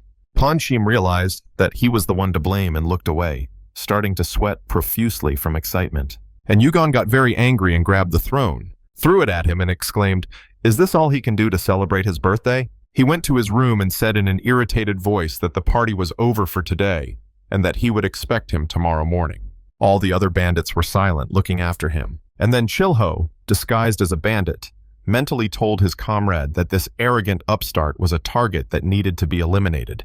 Chilyo said that even if the entire green forest bowed before him, he would still say it was nothing. This man alone could cause a storm in the Jianghu. He noticed the king of the green forest approaching his faithful servant, and wondered why he was doing this. He looked at Panchim's expression and thought that it looked like he was trying to comfort him. After all, being humiliated in front of so many people couldn't be easy. No matter how devoted he was, it must have been unbearable. The king of the green forest approached Panchim and placed his hand on his shoulder, saying that he must have been through such mental anguish. Chilyo nodded and said that being comforted like that made you want to cry even harder. Shippo wiped his nose and said that even if it was a touching hug, he shouldn't cry. But contrary to their expectations, Panchim, in anger, struck the king of the forest on the head. Why did he fall to the ground? And all the warriors nearby were very surprised. Panchim said that after today's events, he thought it would be better for him to die. But the Lord showed mercy and spared him. He could not have been more touched, and he speaks of mental suffering? He's a scoundrel, so let him get out of his sight immediately, Shippo asked in surprise. Did he really dare to mock the king of the green forest? The bandits wouldn't let this go so easily. His friend agreed with him and said that they better leave before things got too heated, and then he noticed something. He saw that the bandits were not acting and were simply looking away. He thought, were these scoundrels really pretending not to notice? The king of the green forest trudged back, and the ghosts looked at each other, and Shippo asked if they should start. His comrades replied that the situation was tense, but Green Forest seemed indifferent to what was happening. If they were going to carry out the mission, now was the time. They approached the well, and Chilho told him to look. Not even an ant could slip past. He took out a bell with poison from under his clothes, and thought that this poison from green herbs begins to act 6 hours after taking it, so they will die without even realizing the reason. Their plan was flawless. They would poison the well and retreat while the poison took effect. He felt sorry for the people of the green forest, but they would have to die along with this puppy. They looked into the well and were about to pour the poison into it, but suddenly they saw Panchim in the reflection. They turned around and immediately bowed to him, asking if he had come to drink some water. He rubbed his chin in confusion and began to look at them silently. And Chilho thought, why isn't he saying anything? It's making him nervous. He took a bucket from the well with a crooked smile on his face and said that they had just come to drink some water. His companion scooped up some water and asked him if he would like to drink first, but Panchim remained silent and looked at them intently, after which they realized that he had noticed that they were going to poison the water and decided to get out of it as quickly as possible. They both drank the water, and Chilho said that it tasted so good, and his companion agreed with him and asked, does the water really taste deadly? After that, they suddenly felt something was wrong and immediately spat out the water. Falling to the ground, they began to choke and realized that the well had already been poisoned. This subtle, colorless, unusually deadly poison was definitely fiery red. Did they really foresee their presence and plan everything? These are truly extraordinary people. Panchim continued to look at them and thoughtfully rub his chin, before leaving and saying that there are too many fools here today. In the end, the ghosts died, and after a few seconds, their leader approached them. He closed their eyes and mentally said their names, saying that he would not let their deaths be in vain. He drew his sword in anger and thought that he would definitely take the head of this puppy. After that, he moved to the main square and hid around the corner, thinking that whether it was joyful cries or the expulsion of loyal servants, all this could be endured. But the fact that the subordinates he cared about died in vain simply drove him crazy. This redneck left them to die. He will never forgive him for that. So he will kill both him and this puppy. He moved to the tree and began to wait. He saw Yugon's place and decided that first he should make sure that there was no one around. Then he thought that it was far away. But with the Ghost Valley technique, it is possible. He used the black cloud technique to create a small spark and sent her around the base to take a closer look. He noticed Panchim on the roof and grinned, thinking that this was that same redneck. He wouldn't be able to stand there all night. He would kill the boy as soon as he left. But an hour passed and he was still standing. An hour later, he continued to remain in place, and the ghost thought he had to admit he was a difficult man. But he had been stuck in this terrible place for 2 days already. An idea came into his head, and he thought that since this was the case, he would do it differently. Now he will deal with that boy. Suddenly, Panchim's voice came from the side, asking what he was doing here. The old man jumped back in fear, and Panchim, sitting on a branch nearby, said that he had been waiting for his appearance for a long time. The ghost immediately took out his sword and rushed into the attack, shouting that he would send him to the next world. But as soon as it pierced his body, he saw that there was no blood, and he became wary. Panchim's body dissolved, and he wondered if it was an afterimage. Panchim appeared behind him and said that he could not be the killer from their school because he did not kill himself after being discovered. And then the ghost turned around again and tried to cut him in half. But suddenly he vanished again and appeared behind him, saying that he was too slow. He stretched out his hands to his head, and then there was a loud crunch. After that, he decided to interrogate him and asked where he was from. The ghost, so shocked that his neck was broken, remained silent. Then Panchim hit him on the head, spinning it around, and in a rage asked who hired him. The old man asked him to wait, and suggested that they just talk, and he replied with displeasure that, as he expected, he would not tell him. The world began to spin before the ghost's eyes, and he thought that if this continued, he might never be able to speak again. Before it was too late, he shouted out that he was from the Valley of Ghosts, and then called out the name of the divine physician. Panchim released him and thoughtfully asked if the divine physician had really hired the valley's ghosts to kill him. The old man wondered what kind of torture this was. It would have been better if he had died. Finally, Panchim called him an ugly idiot and exclaimed, "How dare he speak while being tortured?" He was the murderer from the Valley of Ghosts.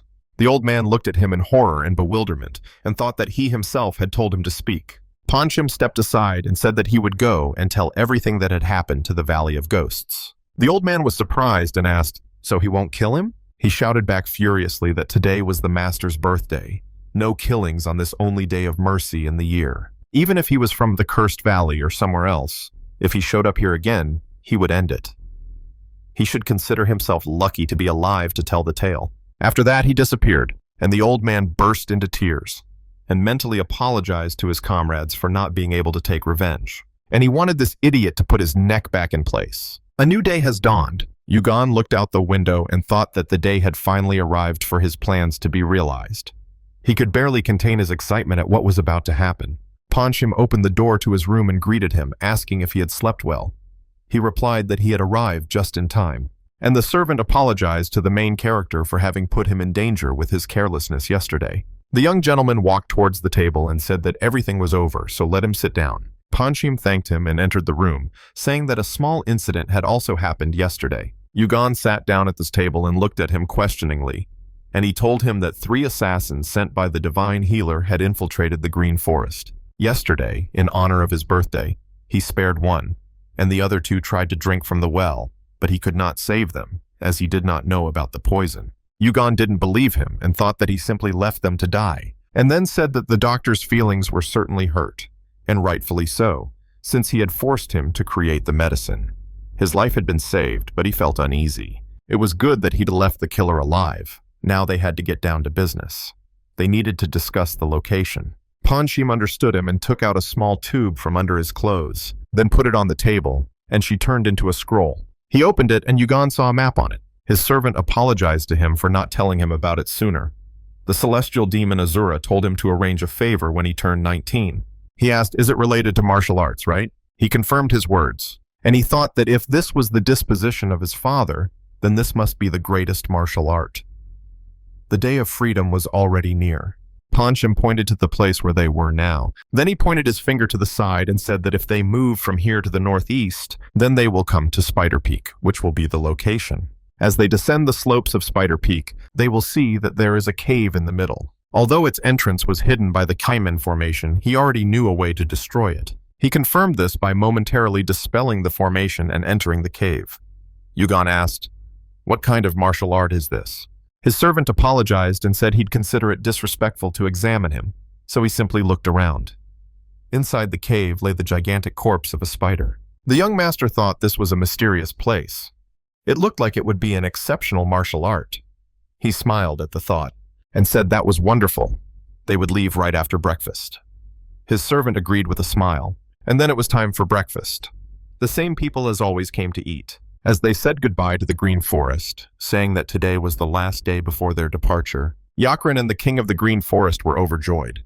Pengshan also got a little carried away with his speech about destroying the forest, but he quickly settled everything, and on that note they left the Green Forest amid joyful cries. When he heard them asking each other to sprinkle salt after them, he wondered if they were really joyful cries. An hour into my journey, they finally reached the top of Spider Peak, and Pengshan approached his master and asked if he was ready.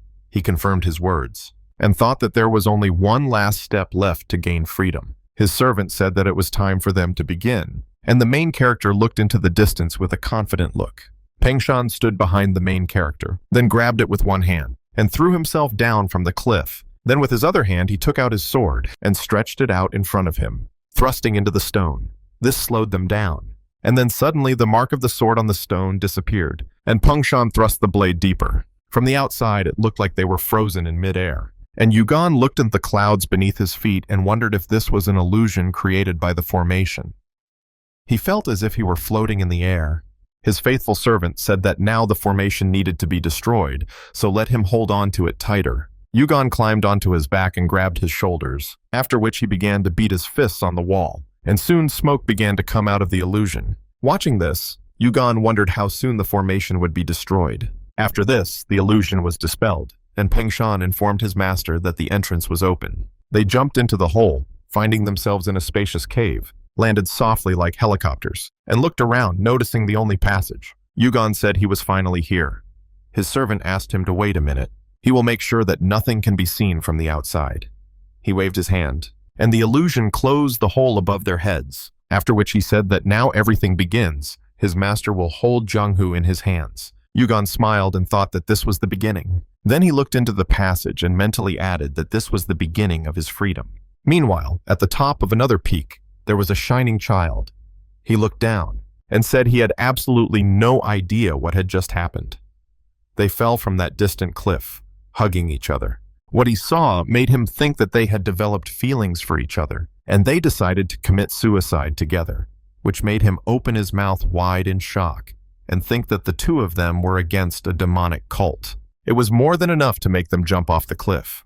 He dismissed the thought and said it was impossible, but he had many questions. At first he thought they would go against the demonic cult, but they peacefully parted with the green forest. Moreover, he covered himself with the scent of 1,000 miles and contacted the demonic cult. It was strange that there was still no answer or help. In order to confront Peng Shan, he must first pay tribute. His eyes widened and he wondered if they had jumped to escape pursuit. He immediately threw himself down from the cliff and cursed, saying that he could not let them go. Meanwhile, they walked along the long corridor, and Peng Shan told the gentleman that they were there. They came to a huge door with a picture of a spider, and Yugan asked, does he mean to say that what was prepared for him is behind this wall? He confirmed his words, then touched the red stone on the wall, and ran his hand over the drawing. His actions caused the door to slide aside, and a powerful stream of wind entered the corridor, and the light that hit Yugan in the face, and he finally saw what was inside the room. At first he was silent, and then he came inside and said with admiration that there was such a huge corpse of a spider here. But suddenly the voice of an old man was heard, who greeted the young man. Yugan was surprised and greeted the spider, and his servant said that it was a voice from the past. There was no need to answer. He coughed awkwardly into his fist and asked, "Is this true?"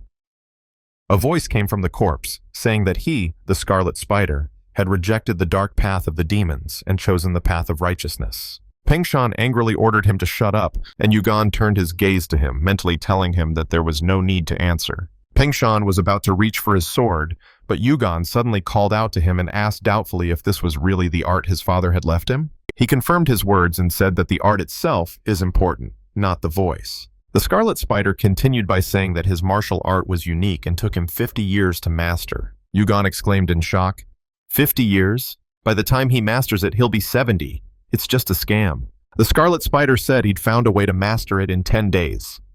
Everyone assumed that since it took him 50 years, it should take them the same amount of time. Yugan got angry, calling him an old fool, and told him to just say it. And Peng Shan reminded him that it was just a voice. After that, he coughed into his fist, and the Scarlet Spider said that to master his art, the liquid web of an ancient spider was needed. He sees the glass underneath it. It contains ancient molten webbing. This liquid has special properties and abilities. Once he drinks it, no poison in the world can harm him. He must drink it first. Peng Shan congratulated the gentleman on gaining immunity to poisons, and he approached the glass, thanking him.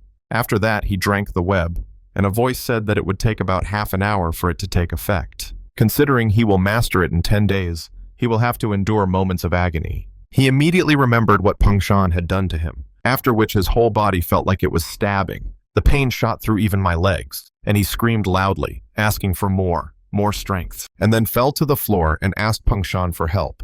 and he immediately rushed to him. He touched his back, and at that moment the spider said that he should not try to overcome this pain with the help of chi circulation. This will destroy the web and prevent him from mastering the scarlet spider martial art. Hearing this, Yugon was horrified and turned his gaze to Peng Shan, and he grabbed his head and asked for permission to help him stabilize. The young master screamed loudly and exclaimed, "Why are these moments always so painful?" 4 hours later, it finally stopped, and Peng Shan asked if he was okay. His master rose to his feet and exclaimed with displeasure. How did he think he looked? He extended his hand forward and saw a stream of energy, which also surrounded his entire body, and the spider said he had endured the pain well. Now he could begin mastering the martial art of the small spider. First, let him turn towards the wall. It will happen by itself. Once he feels like he has seen a long dream, the scarlet spider martial art will already be mastered. Yugon looked at his reflection in the spider's eyes and thought that freedom was finally near. He sat down on a stone near the wall, and his entire body was covered in an aura. He thought that this meant, really, that one could master martial arts. Even just sitting, it penetrates into his head. The first is the all-round control of the scarlet spider martial art. The second is the ability to pass through any walls and ceilings. It is a suspended shadow body. The third is the gripping technique, the spider grip. The fourth is the art of sound, instilling fear in the enemy silently, the resonance of devastation. The fifth is the ability to enhance hearing, vision, and threat detection, as well as the ability to hide one's body, an ephemeral submerged spider. And the last one is the ability to release destructive force, the last claw of the spider. With this martial art, he might be able to defeat Peng Shan. The energy and aura soon died down, and Peng Shan congratulated him on his achievement. Quite a long time passed. Yugon looked at his hands. Then he turned to him and said that only 1 day had passed. He replied that no, today was already the 10th day they had been here. He was slightly surprised and thought that he wasn't hungry and was full of energy. What an incredible martial art this was. He asked if he had eaten anything. Peng Shan smiled slightly and asked how he could be a glutton while his master was absorbed in work. Just watching his master's accomplishments sated him. The young gentleman stood up and agreed with him, saying that he had worked hard, and thought that he never left his side for a moment to support him. They could have become friends if he hadn't tried to make him a cult leader. After that, he said that he wanted to see what he had learned, so he would be his opponent. His servant bowed his head and replied that it was an honor, but first he needed to take care of some business. He took out his sword and swung it several times, cutting the spider's corpse behind his back, then asked him not to take it personally during the fight. Ignoring the falling debris, Yugon confidently gestured for him to begin, then took a firm stance and rushed forward. His opponent extended his hand towards him, and Yugon dodged the blow, realizing that he had seen his movements. He rushed past Peng Shan and hit him in the chest with his palm, and was surprised to see how powerful his blow was. He was thrown to the side and hit the wall. It was the spider's finishing claw technique. He looked at Peng Shan happily and thought that he had thrown him away so easily. Scarlet Spider's martial arts were devastating. At this thought, he clenched his fist in victory and smiled. And then Peng Shan pushed off from the wall and appeared behind him, saying that he was impressed.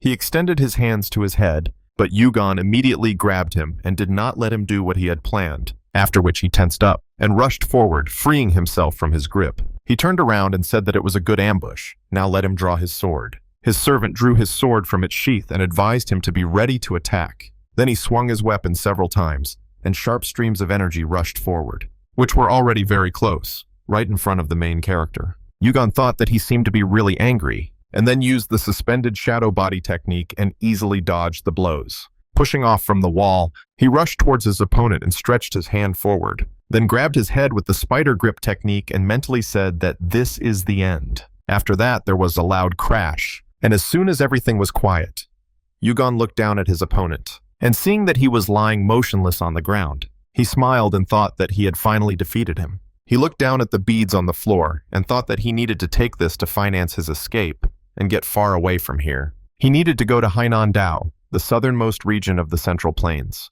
There he would find work, meet a nice girl, and start a family. No more slaughter and no more demonic cult leader. Having collected all the beads, he headed for the exit, smiled, and told Peng Shan to rest. But he suddenly stood up and asked him to go with him. The young gentleman was horrified and turned to him, telling him that he shouldn't move, that he shouldn't torture himself like this. But he shook off the dust and replied that it was bearable, that wherever he went, he would follow him. Yugon remembered the same thing when he hit him with the throne and thought he was an idiot. Had he fallen on purpose to boost his morale? He used the suspended shadow body technique and rushed towards the exit, shouting that it was all a hoax. Then he made a hole in the ceiling and with tears in his eyes, thought about what he had said, that this was the greatest martial art, the legacy of his father. How can it be the greatest if it can't defeat Peng Shan? He climbed out of the cave and ran to the top of the peak, and his faithful servant called out to him and asked him to wait. Hearing this, he thought, so he can't keep up with him? At this rate, he might be able to throw him off the scent. He sped up and Peng Shan called out to him again, and then his desperate voice, calling for his master, echoed throughout the valley. Meanwhile, Yakran froze in place and shuddered. She hugged herself and said she suddenly felt a chill run through her, as if Peng Shan were yelling at her. Yongzhou said he'd already sprinkled so much salt. Still no help? She replied that she thought it was an unusual curse. She needed to find a monk or someone like that as soon as possible. He turned around and said that they were lucky then. Those monks were just climbing the mountain. The men following them smiled, but these weren't monks. They were highly skilled assassins. One was named Gong Ryong and the other Chu Manja. They had come to atone for the failed assassination attempt on Yugon. Now that they were here, it was all over with that brat. They reached a small building and Yakran pointed at it, saying that this was the Silver Salt sect in Gongchuzan. When her father arrived, they would tell him about the future of the Green Forest. They all entered the sect's territory together and went inside. She opened the doors with a smile and told the monks to come in if they didn't want her to kill them and begin their predictions. The assassins entered and froze in surprise, seeing a rather interesting gathering inside. Now gathered in this hall were a merchant, a lady with a pleasant aroma, 4 members of the great clans of the Orthodox sects, and high-class assassins from the Valley of Ghosts. She sat them down at the same table, together with the deputy king of the Green Forest, and, stroking one of the assassins on the bald head, she said that they do not kill shamans because it brings bad luck, so he has nothing to worry about. Manja mentally told him not to push things and to sit quietly. Yakran immediately turned her attention to him, and patting him on the cheek, told him to relax too. This angered him greatly, and he mentally told his comrade that he'd long wanted to kill someone just like that, without orders. His comrade replied that they would still have a chance. First of all, the most important thing is that they cannot let this person know who they are. Gongran asked what kind of prediction he wanted. He thought it was Xiongnu Myosin, the brain of the Green Forest. Did he want to know about the forest's future, or about the opportune moment to unite the unorthodox sects? After much thought, Myosin finally spoke, and asked if he would find a girlfriend this year. The assassins did not expect such a question at all and remained silent. And Yakran, who was standing nearby, laughed quietly. She approached the 4 boys and asked if they were still alive. After all, they were the ones who suddenly appeared and started a fight with the Black Dragon Squad, right? She sat down at the table with them and suggested they talk over drinks about why they were there. What did they think about it? She raised her glass and wished the Green Forest eternal prosperity, and Xiongnu looked away and frowned, thinking that if they were destined to take the righteous path, then what should they do? She noticed the expression on his face and, calling him an idiot, asked what was wrong with him. Did he fall in love with her and follow her into the Green Forest? She smirked, and he indignantly exclaimed, "What kind of nonsense is she talking about?" She pointed her finger at him and exclaimed in displeasure that he should just look at himself. He suddenly became so serious. Why can't he just say he likes her? Will she kill him if he asks her out later? Anrok placed a hand on his friend's shoulder to calm him down while Sumyong took a sip, and turned to the young lady, asking if he could ask her a few questions if she did not mind. He hadn't seen the Black Dragon's troop lately. Had they made peace with the Green Forest? She chuckled and replied that they were all dead and had vanished into thin air. They shouldn't try to find out more. It could end badly. He asked if she was joking when she said they were all dead. She said no. He frowned and said that if this question was too difficult for her, he would ask another. Were the 4 who were with her still here? Who were they anyway? Her face darkened slightly, and she replied that 2 of them were in the Green Forest, and the young man and the villager had left. She didn't know their real names. The man rubbed his chin in confusion and said that it seemed she was having trouble answering that question too. She grew angry, called him an idiot, and told him to just believe what she said. Now it was her turn to ask questions. She pointed to the side and wanted to ask about the guys at the other table, but suddenly she was interrupted by a loud bang. The merchant slammed his palm on the table in anger, and shouted that he himself had said that he had taken the divine healer to the Green Forest. She wanted to ask about him, but then she turned her gaze to the head of the 10 commanders and asked what was wrong with him. At this time, he was drooling as if under hypnosis, and he kept saying that he knew nothing. The fragrant fairy smiled and said that he was lying. Wanson told her everything about it, how a certain Punchin kidnapped a healer, so they should follow them straight into the green forest. She used her mind control technique, released more fragrance, then reached out to him and asked, "So Punchin and the divine physician are really not here?" The merchant smiled and thought that this mind manipulation technique could charm the enemy and cloud his consciousness. At this time, Yunzhao could barely contain himself and thought that his body could barely withstand it, but that guy was already finished. He grabbed his weapon and shouted in anger, "How dare they mention Punchin in his presence? They were clearly in a hurry to die." The fragrant fairy recoiled in fear and wondered why he was immune to this. Yakran told them to stop messing around. There was no room for another grave on this mountain, so let it go. But if she hears Punchin's name again, they will all die. The merchant and the fragrant fairy became nervous, and everyone in the room was wondering, who the hell is this Punchin? Suddenly a voice came from the window, loudly shouting Punchin's name. Immediately after this, there was a roar and dust rose. The Wushan ghosts breached the walls and entered, after which the eldest of them ordered the Green Forest bandits to step aside. Today, he would personally kill Punchang. He shouted his name loudly again and ordered him to come out here immediately. At that moment, the king of the Green Forest arrived and angrily exclaimed that he had long since left. What was all this fuss about? The first ghost said it was nonsense. The king responded by asking why he would lie. Their good friend, the leader of the Black Dragon squad, had also left, so let them go too. His words greatly angered the ghosts, and they exclaimed, "Does he take them for fools?" They climbed the mountain and saw him. When they arrived there, to bury the body of his comrade, whom he had accidentally killed while trying to set his neck, he burst into tears and apologized to him for burying him on this mountain, and promised that as soon as he finished with his revenge, he would bury him in peace. Suddenly, a frightened cry was heard from one of the ghosts. He pointed his finger at the ground, and the old man said that he could not let him go quietly with such a noise. He squealed as if he had seen a ghost. He walked up to the spot he had pointed to, and his eyes widened in surprise.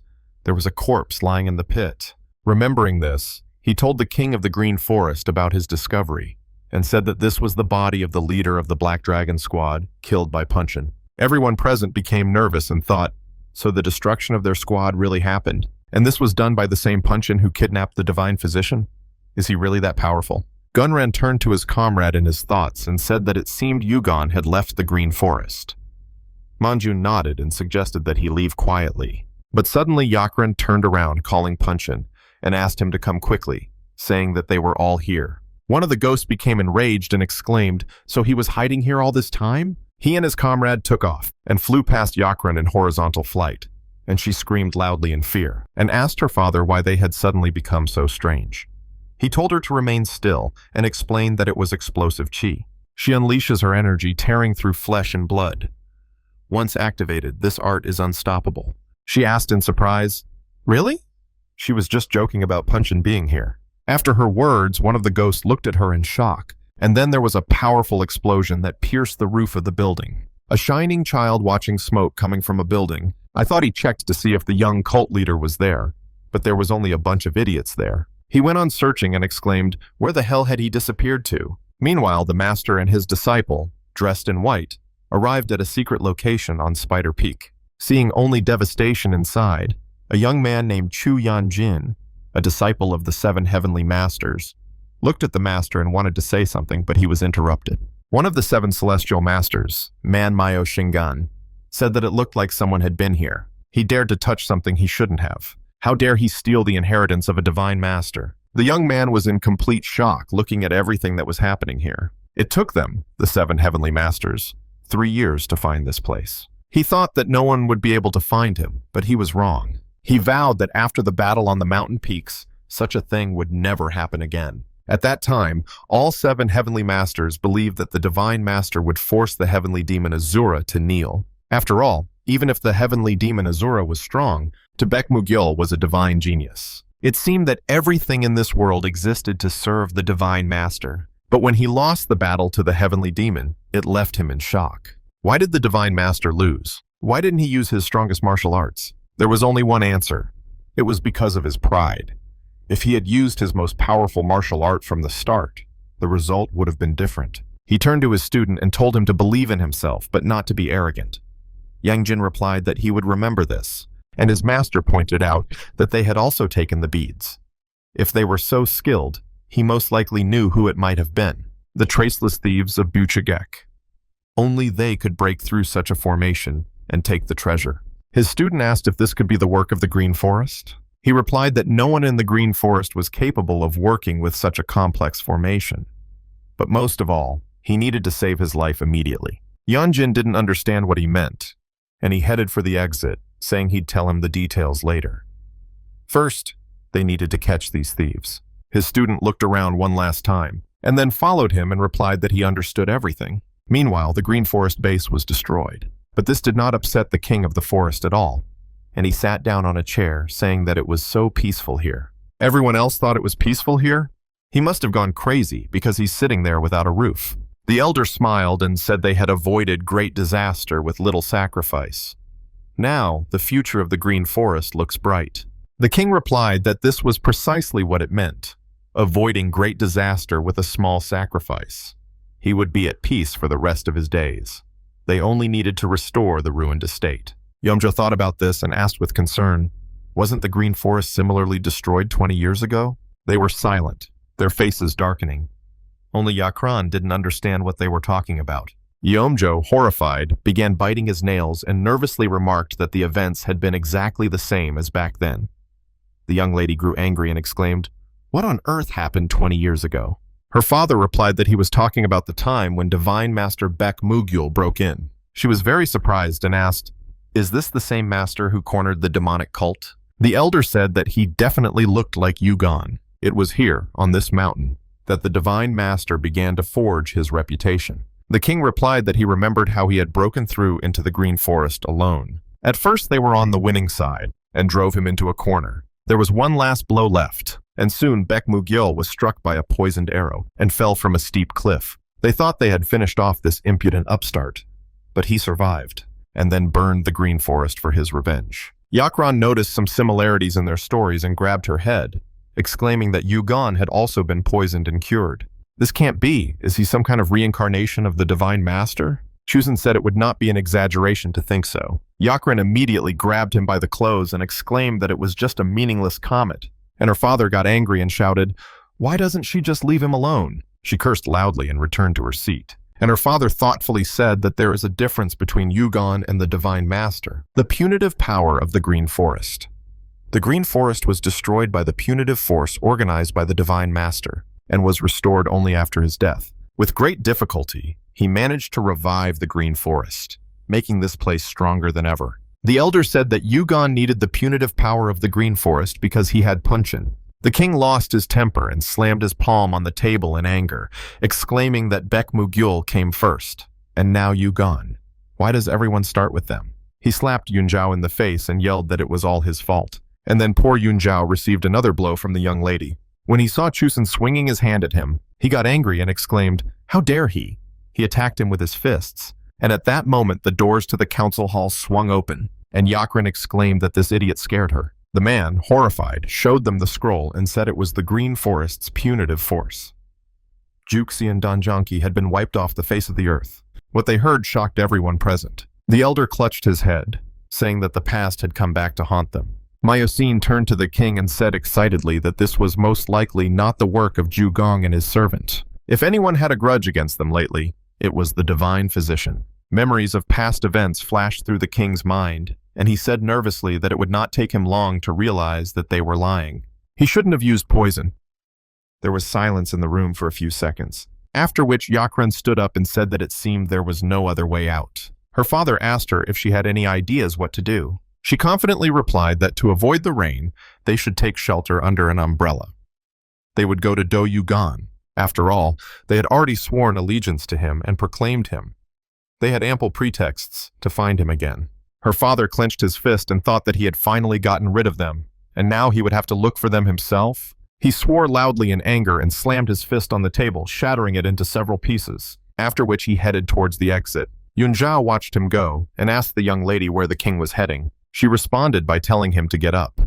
The king said there was no choice, so they would have to go and find Zhu Gong. He found himself at the entrance to the village of Mubim, but without his faithful servant. He could finally breathe freely and thought, this is a village where there are no criminals.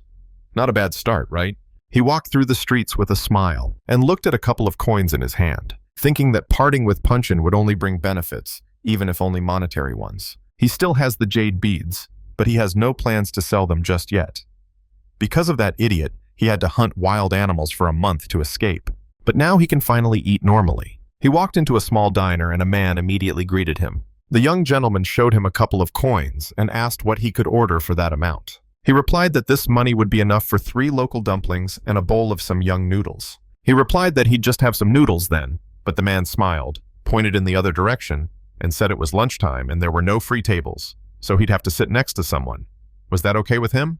He replied that no problem, and then sat down with the strangers, and thought that he wanted to listen to the conversations of ordinary people anyway. As he began to eat, the man sitting next to him exclaimed that he swears. How can a person jump over a 3-meter fence? That's called cheating. He didn't seem to see the merchant who was here last time. His companion asked who it was, and he replied that it was a merchant with huge muscles who could do all sorts of tricks.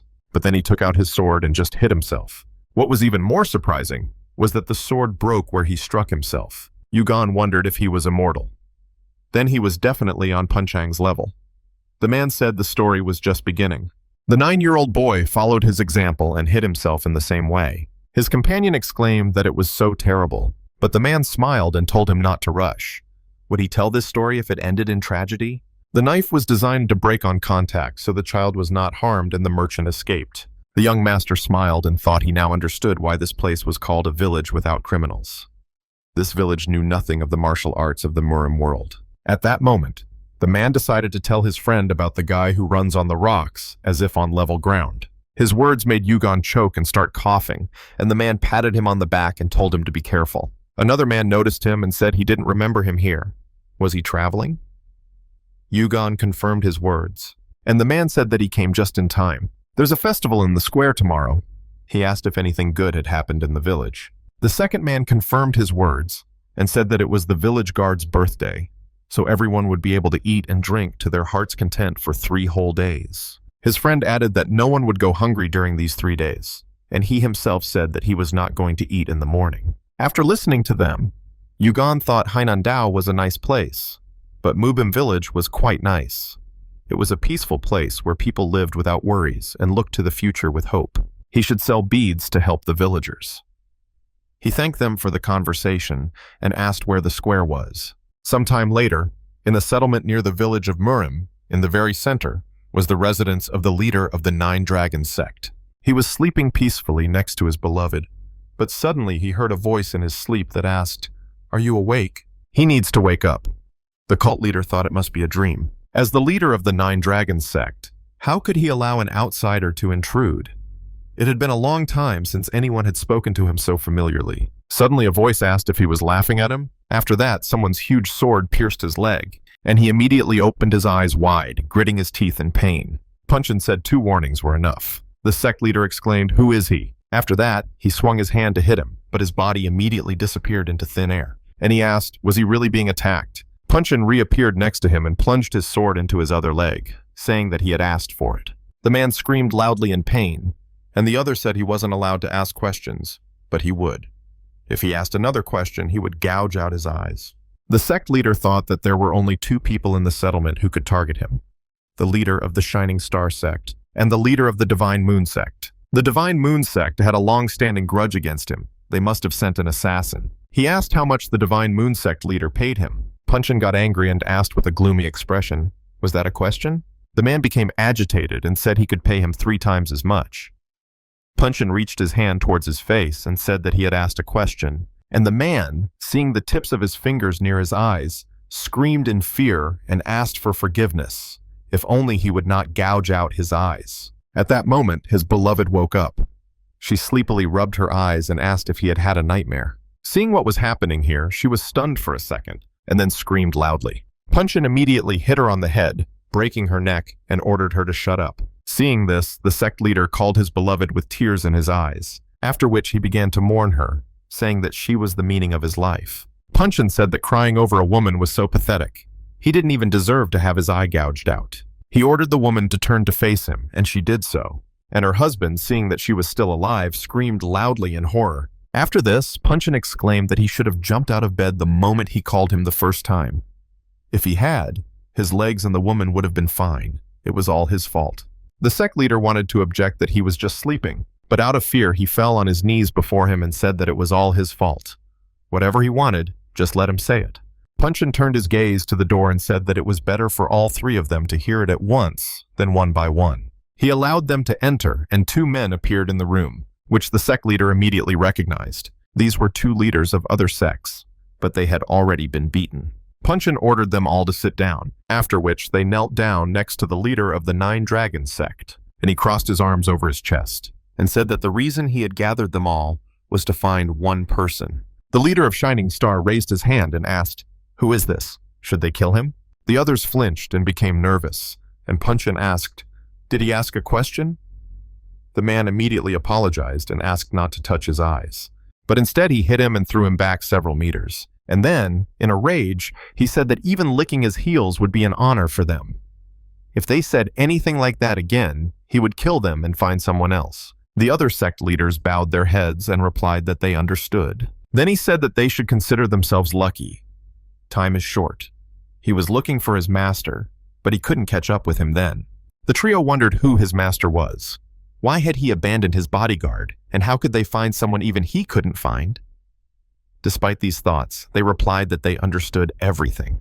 Then Punchin threw a jade bead on the floor and ordered them to find information related to this thing. They only had 3 days. If there is no progress during this time, then they are finished. The man wonders who would even dare sell such a valuable and luxurious item, and agrees to his terms. The village merchant expresses utter astonishment at the boy's intention to sell this jade bead. The man's reaction is so powerful and astonishing even to him. Just one deal could radically change the situation in this village. The old man admits that he has never seen anything so valuable and cannot value the bead. Yugong offers to give his jewel to the buyer for a very small fee. However, the man insists that this should not be done under any circumstances. The man explains that in a village without criminals, such dubious deals are not carried out. The village chief is willing to pay the full price and invite a professional to evaluate it. The young man believes the village governor is incredibly generous and kind. However, there is a small problem associated with the assessment itself. It will take at least 5 days for the appraiser from Zhengzhou to arrive. A man invites Yugong to stay at his house, which has been located in Yonyun Square all this time. The guy is amazed by such hospitality and kindness towards complete strangers, and Gigi had already headed for the exit. But before he leaves, Yugong asks to keep the fact that he is the owner of this bead a secret. The village elder swears that no one else in the world will know about the bead's existence. But just a second later, the servant reports the appearance of a young man with a jade bead in the village to some fat bastard. The village chief reports even more encouraging news about the stranger. It has been revealed that Yugong is in possession of 2 more similar beads. During a search of the guest's belongings, 2 daggers were discovered along with beads. The weapon found was clearly intended for ritual suicide. The girl next to the headman is overcome with curiosity about the origin of this guy. The young man's manners and posture reveal him to be from a very noble family. The absence of theft from the owner significantly simplifies the upcoming task. A direct question was asked about Kumun's readiness to carry out the assignment. Kumun confidently takes on the task of carrying out the deadly order given to him. The village chief recalls Kumun's reputation as a ruthless killer from the village of Mubeam. The condition for success is maximum silence during the operation. The reward for the work is supposed to be a rare saffron wine of the highest quality. The headman confirms his promise of a worthy reward for the killer. A reward of saffron liqueur will be waiting for Kumun after completing the task. The killer has no doubts about the ease of his upcoming execution of the naive young man. Kumun confidently declares his imminent return after eliminating his target. The scene shifts to the main character. Yugong has been staying in the guest house for 2 days without incident. The young man dreams of creating a similar village on Hainandao. Outside the walls, the sounds of a lively celebration and a merry crowd of people can be heard. It takes real inner strength to enjoy such simple joys. The spider grip is a technique which almost defeated Punchin himself. This powerful technique releases chi, entangling the opponent like a web. The question arises about the possible ways of using such an unusual skill with the hand. Is it possible to combine the use of this technique with a blade in hand?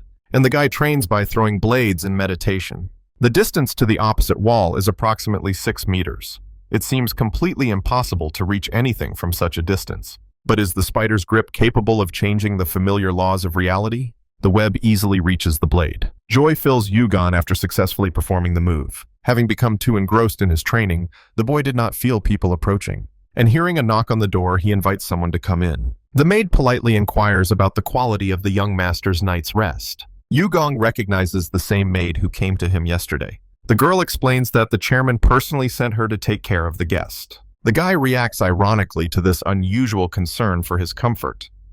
It seems he sent him someone to sleep with. He turns away from the girl and tells her that she shouldn't do this just because she's staff. The maid tries to explain that she is simply following a direct order from the chairman. Yugong is convinced that a maid should not sacrifice herself for someone else's whim. The girl explains that she only brought an aromatic candle for a sound sleep, and an awkward silence hangs in the room. The main character is in shock. The guy embarrassedly realizes that he mistook an ordinary candle for an unambiguous proposal. The maid bids the young master goodnight and quickly leaves the room. The guy gets embarrassed and facepalms his forehead. Yugong scolds himself for his ridiculous assumption about the intentions of the maid who came. He must never make such mistakes again and reached for the candle. And in a moment she was already burning. The guy stood in the middle of the room thinking. The candle's scent really was very pleasant and calming. The young man decides to thank the chairman for the gift the next morning. Now he closed his eyes again. Yugong returned to practicing the spider grip technique with full concentration. The sudden opening of the door makes the guy think about the return of the maid. The new visitor goes straight to the young man with a specific purpose. But when he opens his eyes, he sees in front of him someone who is not a servant at all. The stranger claims that the chairman personally sent him to the guest's room. Yugong notices that the man is missing any of the chairman's items. The boy assumes this is a replacement for the maid after her unsuccessful visit. The young man realizes that dangers await him even outside the world of Jianghu. The stranger suddenly apologizes for invading his guest's personal space. The man explains his visit as a desire to ensure the young gentleman's comfort. Yugong allows the stranger to leave, but inquires about the reason for his hidden face. The visitor explains his mask by his increased sensitivity to aromas. Yugong is touched by such unexpected concern from ordinary people. He decides to try the spider grip technique again. But the uninvited guest appeared again, and the GG was outraged that someone had entered this room again. Yugong tries to politely decline another intrusive favor, but the man standing before him is clearly not one of the staff, with a dagger in his hand. The main character asked who it was in front of him. The guy directly asks about the guest's affiliation with enemy groups. The mercenary was silent at first and looked at the main character, and then she began to mock 3-3 the curiosity of a man who was soon to die. Suddenly, the main character is faced with the fact that he cannot read his spirit at all, but he still remains very strong. The boy realizes with horror that a true martial arts master stands before him. The perfection of martial skill is demonstrated by the complete concealment of one's strength. A true master never flaunts his superiority to others. Meeting a real master in such a place comes as a complete surprise. Thoughts of premature death frighten the guy who didn't have time to enjoy life. Yugong desperately doesn't want to die in such a ridiculous and meaningless situation. And having parried all the blows, he quickly jumped onto the ceiling. But in the end, the guy freezes in horror, finding that he couldn't even move to attack. The master's inexplicable actions make the main character wonder about his future plans. And he suddenly flies up to the bastard with a kunai and is ready to kill him. But noticing his inability to hit him and his gaze, it seems the master simply doesn't consider the attacks worthy of a response. The guy comes to the conclusion that his attacks do not pose any danger to the master. The scene shifts to the fat man's chambers. The chairman is certain the young man should already be immobilized on the floor. One of the howls says that Kumun is an amazing person and his natural abilities are the same. The girl asks, has he ever seen his abilities with his own eyes? He confirms that he personally observed Kumun's incredible abilities. His memory takes him back to the night after completing one special task. Then he found Kumun at the training center under strange circumstances. The mercenary demonstrated incredible strength using only his fingertips. Meanwhile, the battle between the main character and this incredible Superman continued. Kumun was able to destroy an entire wooden plank with one precise move. But now the mercenary was in shock, because the guy remained conscious despite the effects of the intoxicating candle. No one can resist such a powerful poison. At least that's what the poison seller told him. In horror, the mercenary notes the complete disappearance of his target from sight. The sudden appearance of a young man behind him elicits a panicked cry from the killer. The mercenary can't believe a man can literally fly through the air. Such a spectacle completely defies all known laws of physics. It's a well-known fact that humans lack the ability to fly. Kumon gives those around him the feeling of facing a real monster. But in this fight, that's not the case at all. The mercenary is amazed at the accuracy of hitting the target from 9 meters away while blindfolded. But now he was already struck by the main character himself. The chairman orders a bottle of saffron liquor to be delivered to Yongyun Square. He reports that Kumun has already successfully completed his deadly mission. The mercenary's job is considered complete and finished. But they don't know that the protagonist has already killed him. The guy is sure that after such a dagger strike, the killer has no chance of surviving. The mortally wounded mercenary begins to choke and wheeze from the piercing pain. The protagonist asks who he even is. A dying man tries to show off his ability to break wooden planks. The guy didn't understand at all why he started talking about how he could break some boards. Yugong dismisses such pathetic displays of ability with disdain. Almost every representative of the Murim world possesses such a skill.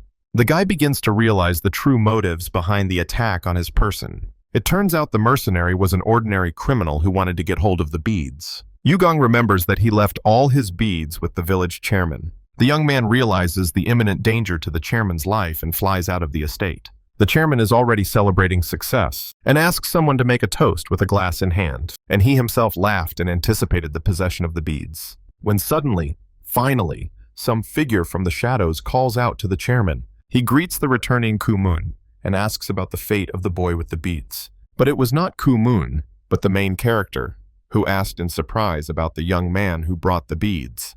And at that moment, all 3 bastards were in shock. Their plans were revealed instantly. Yugong started walking towards them with anger, and the chairman looked at him, not understanding how he managed to survive. But this no longer matters, because the main character hit him in the face with all his strength, rejecting the claim about the village without a single criminal. And now these 3 bastards were kneeling before him. The boy loudly scoffed at the very idea of such a safe place existing. This night will be remembered by the young man as the first murder in his life. Yugong is outraged by the lack of warning about it, otherwise he wouldn't have killed him. The young man realizes with horror that he has murdered a simple civilian. He sarcastically remarks that even in the ghetto, they don't carry knives openly. He sarcastically inquires about the village's casualty count without a single criminal. Yugong demands an immediate explanation from the trembling chairman. One of them is trying to justify himself by saying that the residents became victims of the exploitation of the system that the chairman created. The guy watches with irony as exploited people have fun at the party. The chairman has absolute power over all the residents of the village of Mubim. The annual festival serves as a demonstration of the power and authority of the ruling elite. And all those dissatisfied with the existing regime disappear without a trace under mysterious circumstances. All the residents sat with their heads down, and the chairman himself sat and was afraid. What would happen to him next? Yugong announces that only the chairman and his accomplices will be punished. A guy proclaims a public punishment for the chairman at Yongyun Square, and all the innocent people were happy with this turn of events. The chairman begs not to leave him alone in such a dangerous situation. But Yugong was on edge and ready to kill this fat bastard right there on the spot. Seeing this, the man panics and begins to beg for mercy and to save his life. Yugong demands the immediate return of his jade beads. The chairman justifies this by saying that his son took the beads for examination. The man explains that he wanted to confirm the authenticity of the beads through an appraiser. The young man ironically inquires about the return date of the precious beads. The chairman tries to convince him that his son will return with the beads soon. Yugong demands a specific time frame for the return of his belongings. Suddenly, something breaks through the roof of the building and falls with a crash right between the main character and the 3 conspirators, raising dust. And when the dust clears, we see that it was a man. The main character was shocked by this turn of events. The chairman also recognizes with shock that his own son has returned. And there was also a very loud laugh coming from a man on the roof of the building. And Yugong didn't even need to look at the one laughing. He recognized him by his voice. The man immediately expressed sincere admiration for the skill and power of his master. The young man notes the complete capture of the village under the control of his master. How quickly! And now Yugong, with horror, recognizes the mighty warrior as Punchong himself. A faithful servant respectfully inquires about his master's well-being. The guy is shocked and tries to understand how Punchong managed to find their shelter. The man offers his master every jade bead without exception. He displays the entire collection of spider beads collected for his master. The total number of beads collected reaches an impressive 182. These treasures will certainly prove useful to the master in his future conquest of the world. Poon Chong becomes the owner of incredible wealth overnight. His father, horrified, notices strange changes in his son's appearance. The son tries to explain his unusual appearance and behavior, but the protagonist has already guessed what happened to him. Despite the sudden enrichment, the gentleman's mood remains spoiled. Poon Chong demands the name of the person responsible for these events. He vows to kill the culprit immediately, right there on the spot. The main character's gaze points to Poon Chong himself as the main freak who is preventing him from living. Yugong calmly accepts the need to stop his constant wanderings. The boy is disappointed with his father's legacy, which does not help him against Poon Chong. He can't go back to a cult where power means everything, being so helpless. His father's legacy seems completely useless to him in the current situation. Punchin tries to convince the main character that there's a serious misunderstanding. Yugong is skeptical about any misunderstanding. Now you can safely discuss all important issues with the heir. Spider art turns out to be only one of 7 existing legacies. This shocks the protagonist. Yugong asks in surprise about the existence of other hidden legacies. Many people have died to receive just one inheritance. The guy doesn't want to see new deaths for the sake of these treasures and artifacts. Yugong states that Poon Chun is more suitable for the role of the cult leader than he is. He advises the servant to go his own way without looking back at others. But Punchan prefers to pretend that he didn't hear anything that was said. Yugong confirms his words about transferring leadership of the cult to a servant. He doesn't care at all who Punchan decides to kill in the future. But suddenly he was alarmed by the clang of a sword in the hands of the Punchan behind his back. The servant panics when he hears words about being useless without the status of a master. Punchan is ready to carry out any decision of his master without asking any questions. Yugong tries to stop the servant from doing something rash. A faithful servant threatens to commit suicide right on the spot in front of everyone. The guy tries to prevent a tragedy and keep the servant from taking a fatal step. Everyone around is still in shock watching this drama, and the main character failed to stop his servant. And Punchin still stabbed himself in the neck with the knife. But in the end, we only saw the dissatisfied face of the main character, and Punchin alive and well, who was very angry about his failure, and he swung the knife even harder and struck even harder, but he only managed to break his sword. Yugong doesn't understand why he can't even allow the death of his loyal servant. The boy admits defeat and demands that this madness stop immediately. Punchan expresses gratitude for saving him from certain death at that moment. Yugong postpones the chairman's punishment and orders him to go inside. And after that, they, together with their servant, left this reception room. The chairman exchanged glances with his woman. The fat man realized he had fallen victim to a clever scam. The incredible number of beads finally convinced him of their deception. The fat man even feels stupid because of his momentary fear of these swindlers. The old merchant is surprised by the accusation of fraud and reports that the village chairman has a serious problem. He notices that his son, the young master, was supposed to arrive only in 2 days, according to the plan. Chongguan is reproached for being too naive and trusting of people. And at that moment, the fat man approached the sword, which was broken and lying on the ground. The sword technique reminded him of the movements of that very street vendor. The image of that same merchant with the fake blades comes to mind. The merchant used a fake sword that broke when struck against the body. A child who tried the same trick with the same blade was immediately caught. Getting rid of scammers is not a problem if you have strong evidence. Today's humiliation will be returned to these people many times over. The fat man is asked to repeat the child's fall. The demonstration of the counterfeit blade should reveal the full essence of the fraudulent scheme. The fat man demands that his wife show him that invulnerable strength that everyone talks about. And the wife hit her husband with all her strength with a smile on her face. The blade suddenly disappears inside the knife handle as if by magic. Nice trick. But the man realizes with horror that it was a real sharp weapon. Shock and bewilderment at what is happening overwhelm all those present. The woman gets the opportunity to personally verify the sharpness of a real blade. But she didn't want this at all and tried to run away. The old man behind her was also in shock. And so the chairman hit his wife, but another man stood between them. It was that old merchant who, for some reason, tried to cover the chairman's wife with his body. And soon they all fell dead to the ground and bled to death. The bastards lay on the ground while the rain poured down on their bodies. And now, just as he had arrived, our old acquaintance, the glowing child, was looking down from the tree. The heir's behavior seemed too strange to him, but what is happening now clearly crosses the line. The murders of ordinary people ignorant of martial arts are condemned. The evidence at the crime scene clearly points to a murder committed for entertainment. Even members of a demonic cult don't kill people just for fun. The heir's madness must be stopped immediately at any cost. The cult begins active pursuit of the escaped heir. The cult members begin to carry out their plan to assassinate Do Yugong. Responsibility for the assassination falls on the 5 most sinister killers. 5 villains, missing for 2 decades, unexpectedly return.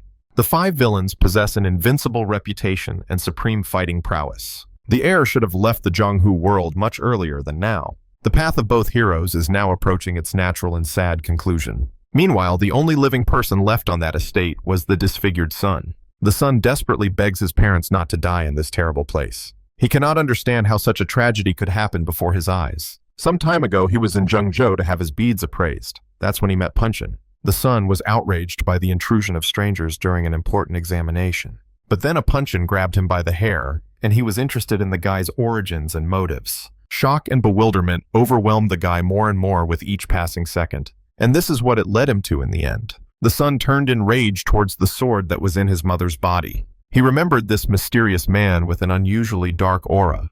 He was talking about an extremely dark and dense energy emanating from the stranger. Suddenly, someone else approached them. It was the main character who returned and was shocked by the bloodbath he saw.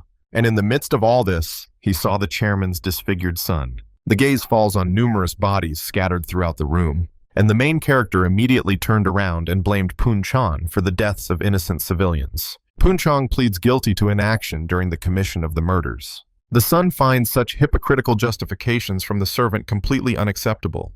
He is outraged by such a statement after the murder of his own parents. But he is again met by the heavy gaze of the Punchin, who has already deprived him of his hair and his parents, and he could do nothing but cry from his own helplessness. Punchin realized that the assassins were mentioning the merchant and proving fraud through self-injury. The son perfectly remembered every word spoken by his family before death. Yugong carefully examined the crude marks of fatal wounds on the bodies. He immediately realized that these wounds could not have been inflicted by the hand of his servant, Punchin. Suspicion ultimately led to the death of those same doubters at their own hands. The son couldn't believe such an incredible and tragic accident. Punk Chen reports the dispatch of 2 maids to serve breakfast. The gentleman refuses to eat due to a complete lack of appetite now. They decide to head to the Yangtze River for their next steps. The chairman's son is reminded of the value of life and his future service to the village. The gentleman promises to return for an inspection of the village in the future. By the next visit, the village should fully live up to its name, a village without criminals. After some time, evening came or it was already night. The son sat at the table and cried. Suddenly, someone entered his chambers and he asked who it was. A gentleman demands information about the whereabouts of certain people. He approaches a bald man and demands that he reveal their location. The reminder of the beads should help restore the man's memory. He immediately realized that they had come for those 2. The bald man said they left, and they asked where they went. The bald man begins to stutter and show signs of anxiety, but then he gets kicked in the face for disturbing him. The gentleman demands that the process of recalling the necessary information be accelerated. The bald man suddenly remembers the mention of the Yangtze River in conversation. He confidently confirms that the pursuers were heading towards the Yangtze. One of the ghosts with a twisted neck expressed doubt about the veracity of the information received from the man. But the bald boy insisted on his truthfulness, which was confirmed by his companion. The situation of the pursued worsens significantly as they move towards the Yangtze. The Yangtze River turns out to be the location of their master. Using the master's power becomes an acceptable alternative to killing them. And then these guys with twisted necks got ready to move on. The bald guy at this time is completely perplexed by the events happening around him. He wonders why such troubles constantly haunt him. Someone approaches the bald man again, demanding information. They are interested in the current location of the people they are looking for. And the bald man again has a philosophical question about the meaning of such actions in human life. The scene shifts again to the king of the green forest. He laughs at the unexpected good fortune in their lives and their feast. Suddenly, the king's daughter grabbed the hand of another participant in the feast. She demands that he immediately return the food that he just took from the table. The third participant encourages calm during the meal. Approaching Yugong marks the end of the group's fasting period. The daughter confirms that their affairs have been going quite well lately. The search initiator begins to doubt the wisdom of his decision. Pursuing Yugong continually leads to new problems and dangers. An unexpectedly large number of people became involved in the persecution of Yugong. The leader of the 9 Dragons sect began to testify without any pressure. A bald man from the village of Mubim also voluntarily gave all the information. The pitiful appearance of the man with his hair torn out evoked genuine sympathy, and many thought that only a monster could do such a thing to people. The young lady doubts Yu Gong's ability to kill people so brutally. Despite his attractive appearance, such actions seem impossible to her. The man tries to hide his opinion about the attractiveness of Yu Gong's appearance. The murders of ordinary people unfamiliar with the world of martial arts are causing protests. The group decides to head to the Yangtze River based on the information they have. Even without Chong, they could find refuge in the Yangtze River League temporarily. All the other council members were not very happy with such news and plans. The daughter continued to look at their faces and mocked the frightened faces of her companions. He tries to calm his comrades by promising to take charge of the problem. As a last resort, the woman is willing to use her charms to seduce Yu Gong. This statement caused complete confusion. Does she have a plan in her head to sleep with him if anything happens? The girl jokingly asks her father if he has already died from her actions. The woman admits that her last attempt to seduce Yu Gong failed, and this confession completely shocked her father. How could she try to do such a thing? But everyone understands that the group must speed up its movement towards the Yangtze River in order to achieve its goal faster. Doubts arise about the successful delivery of a previously sent letter to the recipient, and the scene shifts. On some ship that was moving on the sea, and inside the cabin some guy in purple was reading a letter. The man had no idea who Chong and Yu Gong were, or the reason for their visit. King Dong Zhongyan leads the powerful Yangtze River League in this region, and he was now reading this letter. The scene shifts to the albino monk grandfather who was now traveling on his bird. The group finds itself in front of the residence of the famous Buchwigayek. Master Seonghak is interested in the results of the search for Buchwigayek's traces. Seonghak was one of the 7 heavenly masters. Another grandfather confirms the failure to find the criminal. Mr. Kame said the search was unsuccessful because the thief had fled before the operation began. Buchwigayek likely learned of the operation being planned against him in advance. Seonghak reports the disappearance of the shadowless thief from his base. This alarmed the second grandfather. Both criminals disappeared without a trace from their usual places of residence. Suspicion falls on Buchwigayek and the shadowless thief as accomplices. They likely destroyed the spider scroll and stole the jade beads. The masters are concerned about the criminal's ability to escape so quickly. Then the young monk comes out. Disciple Yangang asks the 6th master about continuing the pursuit of criminals, and the master suggests temporarily stopping the pursuit of the escaped thieves. Yangang wasn't entirely happy that they would have to wait any longer. But the master said that a successful theft would certainly spur the criminals to new actions. The masters decided to wait for the thieves' next move instead of pursuing. The discussion turns to other equally important issues and tasks, and the scene switches to rain pouring down on the entrance to the cave. The colors of the flags around the estate carry a certain meaning.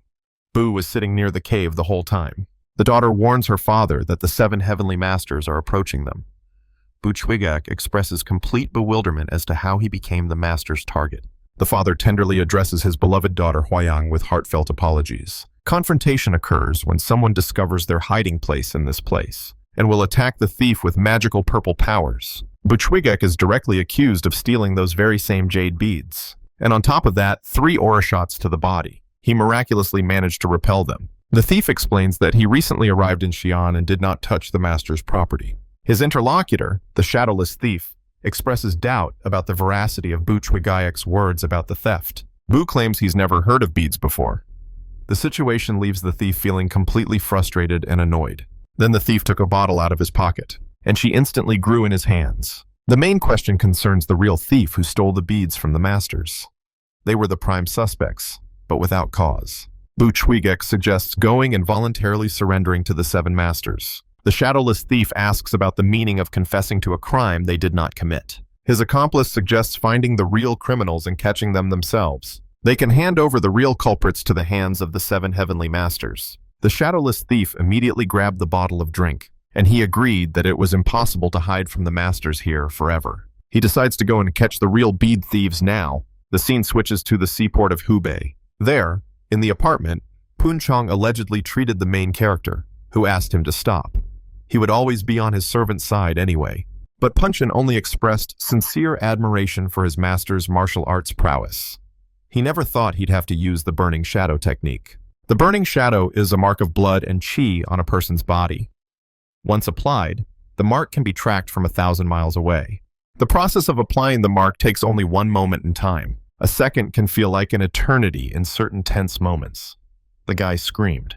And finally, the mark was placed. Punchong advises the gentleman to rest before the upcoming ship trip. Yugong is surprised that a ship is needed since they are on a lake. Punchong explains that the lake connects to other bodies of water in the region. East Lake actually connects directly to the Great Yangtze River. The main channel of the Yangtze River leads straight to the huge Dongting Lake. It is at Lake Dongtinghu that the Lord must receive his second inheritance. Yugong understands that in order to get rid of the servant, he needs to collect all the inheritances. He begins to be overcome by doubts about the true purpose of this path. It seems as if they want to take over the world. Punchong believes that world conquest is a worthy goal. Yugong asks him not to talk about world domination in such a simple tone. And Punchin says he can start knitting to calm down. Yugong insists that there will be no unnecessary sacrifices when receiving the inheritance. Repeating the Black Dragon-like massacre will attract the attention of powerful enemies. Such complications can seriously slow down the process of collecting all the inheritances. Punchong fully agrees with the need to expedite the inheritance. Starting with the second inheritance, they will have to change their approach. Yugong orders that they proceed with the utmost caution and discretion. A repeat of the events at Green Forest would be completely unacceptable. The legacy is located at the bottom of a lake, which requires diving training. King Dongjong Yeon can help with scuba diving training. Yugong doubts his diving skills are unique among so many others. All sailors must have basic scuba diving skills. Yugong is outraged by his servant's disobedience to direct orders and instructions. Punchon confirms his complete readiness to carry out any instructions from his master. The servant sets off in search of a suitable ship for their further journey. And the main character hopes that Punchin will be able to find an unremarkable ship. The scene switches and now we see a ship. Yugong looks at the ship called the Eastern Dragon with interest. Punchong explains that the dragon symbolizes the ruler of heaven and earth in the world. It must have cost them a fortune to acquire such a large ship. The servant assures that he received the ship at a low price from friendly people. Yugong scoffs at the servant's unexpectedly civilized methods. The guy is pleased with the manifestation of human qualities in the behavior of his servant. Maritime traditions dictate that even strangers on board be greeted. Yugong expresses hope that this peaceful period along the way will continue. But then a bunch of hooks are thrown onto their ship. The stranger accuses them of stealing a ship belonging to Baek Ryong and his men. He threatens to brutally punish the ship's thieves right then and there. The guy was in complete shock, and Punchon was already preparing for battle behind him. Yugong stood there, confused, wondering what he meant by, the ship was stolen. Hadn't Punchin said something else? And the main character immediately looked at him and was outraged by the servant's lie about the legal lease of this ship from the owners. The pursuer swears that they will not be able to escape the punishment they deserve. And then Punchon prepares to engage in combat with one of the attackers. Among them is a mustachioed pirate who says that this is the end. But Punchong twisted his sword and imbued it with energy. And now the mustachioed pirate saw only his reflection in the perfect blade of the servant's sword. And he flew off like a projectile while his entire team watched. The pursuer bursts into angry curses at the two men on the ship. And the Punchin calmly approached them, easily neutralizing one after another with his sword. He hadn't fought in a long time and was full of strength. Therefore, he could lay waste to 1,000 enemies right now. And whoever he couldn't reach with his sword, he could kill even with his hands in flight. But he didn't kill them yet. He just threw the bastards into the water, into which they fell with a big splash. And now most of the pirate squad's fighters were in the water, just like him. The men screamed from unbearable pain in their heads and necks simultaneously. The pirate's immediate defeat in the fight left him with a feeling of profound humiliation. He orders his crew to punch holes in the hull of this ship. The attacker demonstrates the consequences of overconfidence in martial arts. The pirate wants to teach him a lesson this time. Yugong asks the servant about the contradiction between the rent and the theft charges. Punchong insists that he did pay for the use of the vessel. The servant's expression convinces Yugong that the words about renting a ship are true. But Punchin also sensed people preparing to break through the bottom of the ship. Punchong suggests that the gentlemen immediately leave the sinking ship right now. And they quickly jumped onto the small boat. But something went wrong and their ship also began to shake. The attackers plan to sink both vessels, including the ship and the speedboat. They are going to sink all the watercraft in this area. And indeed, the bottom of the second boat had already been pierced. Yugong realizes the mortal danger of the situation on the water for them. The boy asks his servant if he has any skills in swimming in water. The pursuers mock their plight and wish them death. But Punchong just looked forward emotionlessly and remained silent. The main character turned to him again, and the guy reported the need to build a new ship for the journey. But they find themselves in a deserted place in the middle of a vast expanse of water, without any ships. What does he want to build a ship out of? Meanwhile, a family was sailing on another ship, and the father asked his son about his impressions of the picturesque views surrounding them. The boy marvels at the sight of fish jumping out of the water around their boat. The boy was surprised by this. There were so many fish here. The boy also observed with surprise a fish with a human face in the water. It was a raft being pulled by people. The whole family was shocked by this sight, and they closed the baby's eyes. Yugong also noticed this unusual fish with human features. It was their raft. Poonchung apologizes to his master for the one remaining attacker. The young man praises the servant for his resourcefulness in this difficult situation. Yugong demands to know the name of the person giving orders in this group of attackers. The man introduces himself as the 7th leader of the White Dragon clan, Dung Mugalik. And then the main character confirms the fact that his group of men legally leased the ship. He expresses outrage at the unfounded accusation of theft. Dung Mugalik was shocked by this information.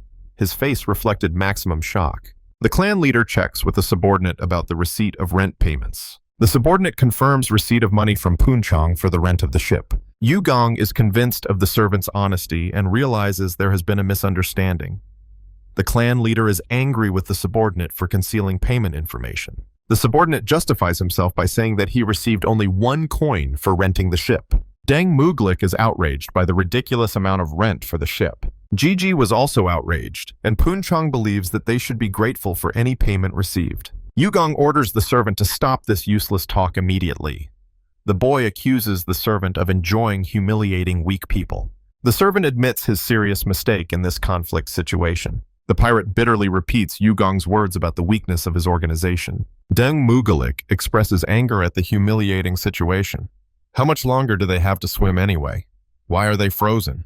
His subordinates immediately tried to justify themselves and denied accusations of inaction, and they saw the ship with the dragon again. Punchin immediately turned to his master, and they saw a completely large, simply enormous ship of dragons. And the servant immediately began to predict the inevitable bloodshed in the near future. Yugong regretfully notes that conflict can no longer be avoided. Poonchung decides to attack first in this dangerous situation. But suddenly a figure looked out from the ship. The stranger addresses Yugong as the Prince of Mount Otay by name. Yugong asks his servant about a possible acquaintance with this man. Poonchung assures him that he is seeing this man for the first time in his life. The man introduces himself to Gu Yang from the Yangtze River Canal League organization. He reports that he has long been expecting Yugong's arrival in this area of the country. Gigi was shocked that they were actually expected here. And King Dongjong also solemnly welcomed the guests to the Yangtze River Canal League. He thanks the guests for their visit and offers them hospitality. Yugong politely declines the offer and prepares to leave immediately. The king mentions that he received a recommendation from the king of the Green Forest earlier. He invites the guests to stay as long as they need, with one question. The king is interested in the veracity of the rumors about the destruction of the Black Dragon clan. Yugong confirms the death of the clan leader and the complete destruction of the organization in his thoughts. But now he understands that all the hospitality was feigned. Gigi said that he didn't want to discuss it, and the 2 guards immediately changed their views. Punchin immediately exploded and ordered the 2 to bulge their eyes even more so that he could rip them out. But Yugong immediately calmed him down and told him to respect the chain of command. The king put them above his own affairs, so let the servants stay. And Punchin immediately agreed with his master's order. After this, the king and his servants rose from the table and said that after such a difficult journey, the warriors had better rest. Their food would be ready in an hour. And he went to his chambers, wishing his guests to enjoy their rest. As soon as he got to his cabin, he smashed the plate against the wall because of how much those bastards were annoying him. He recalled how arrogantly they behaved at the negotiating table and threatened to kill them. He read the letter again and wondered why they'd told him to be careful. The king of the Green Forest must be getting old to be afraid of 2 brats. The king crumpled the letter in a frenzy and began to shout that he would soon finish what the head of the Green Forest could not. He would poison these bastards with fiery red poison. And the scene immediately moved away, seeing the ship off into the fog. The scene shifted, and then the daughter of the king of the Green Forest asked her father if he had written about their attempt to poison the demons. But her father denied it. They would have called him a wimp for such actions.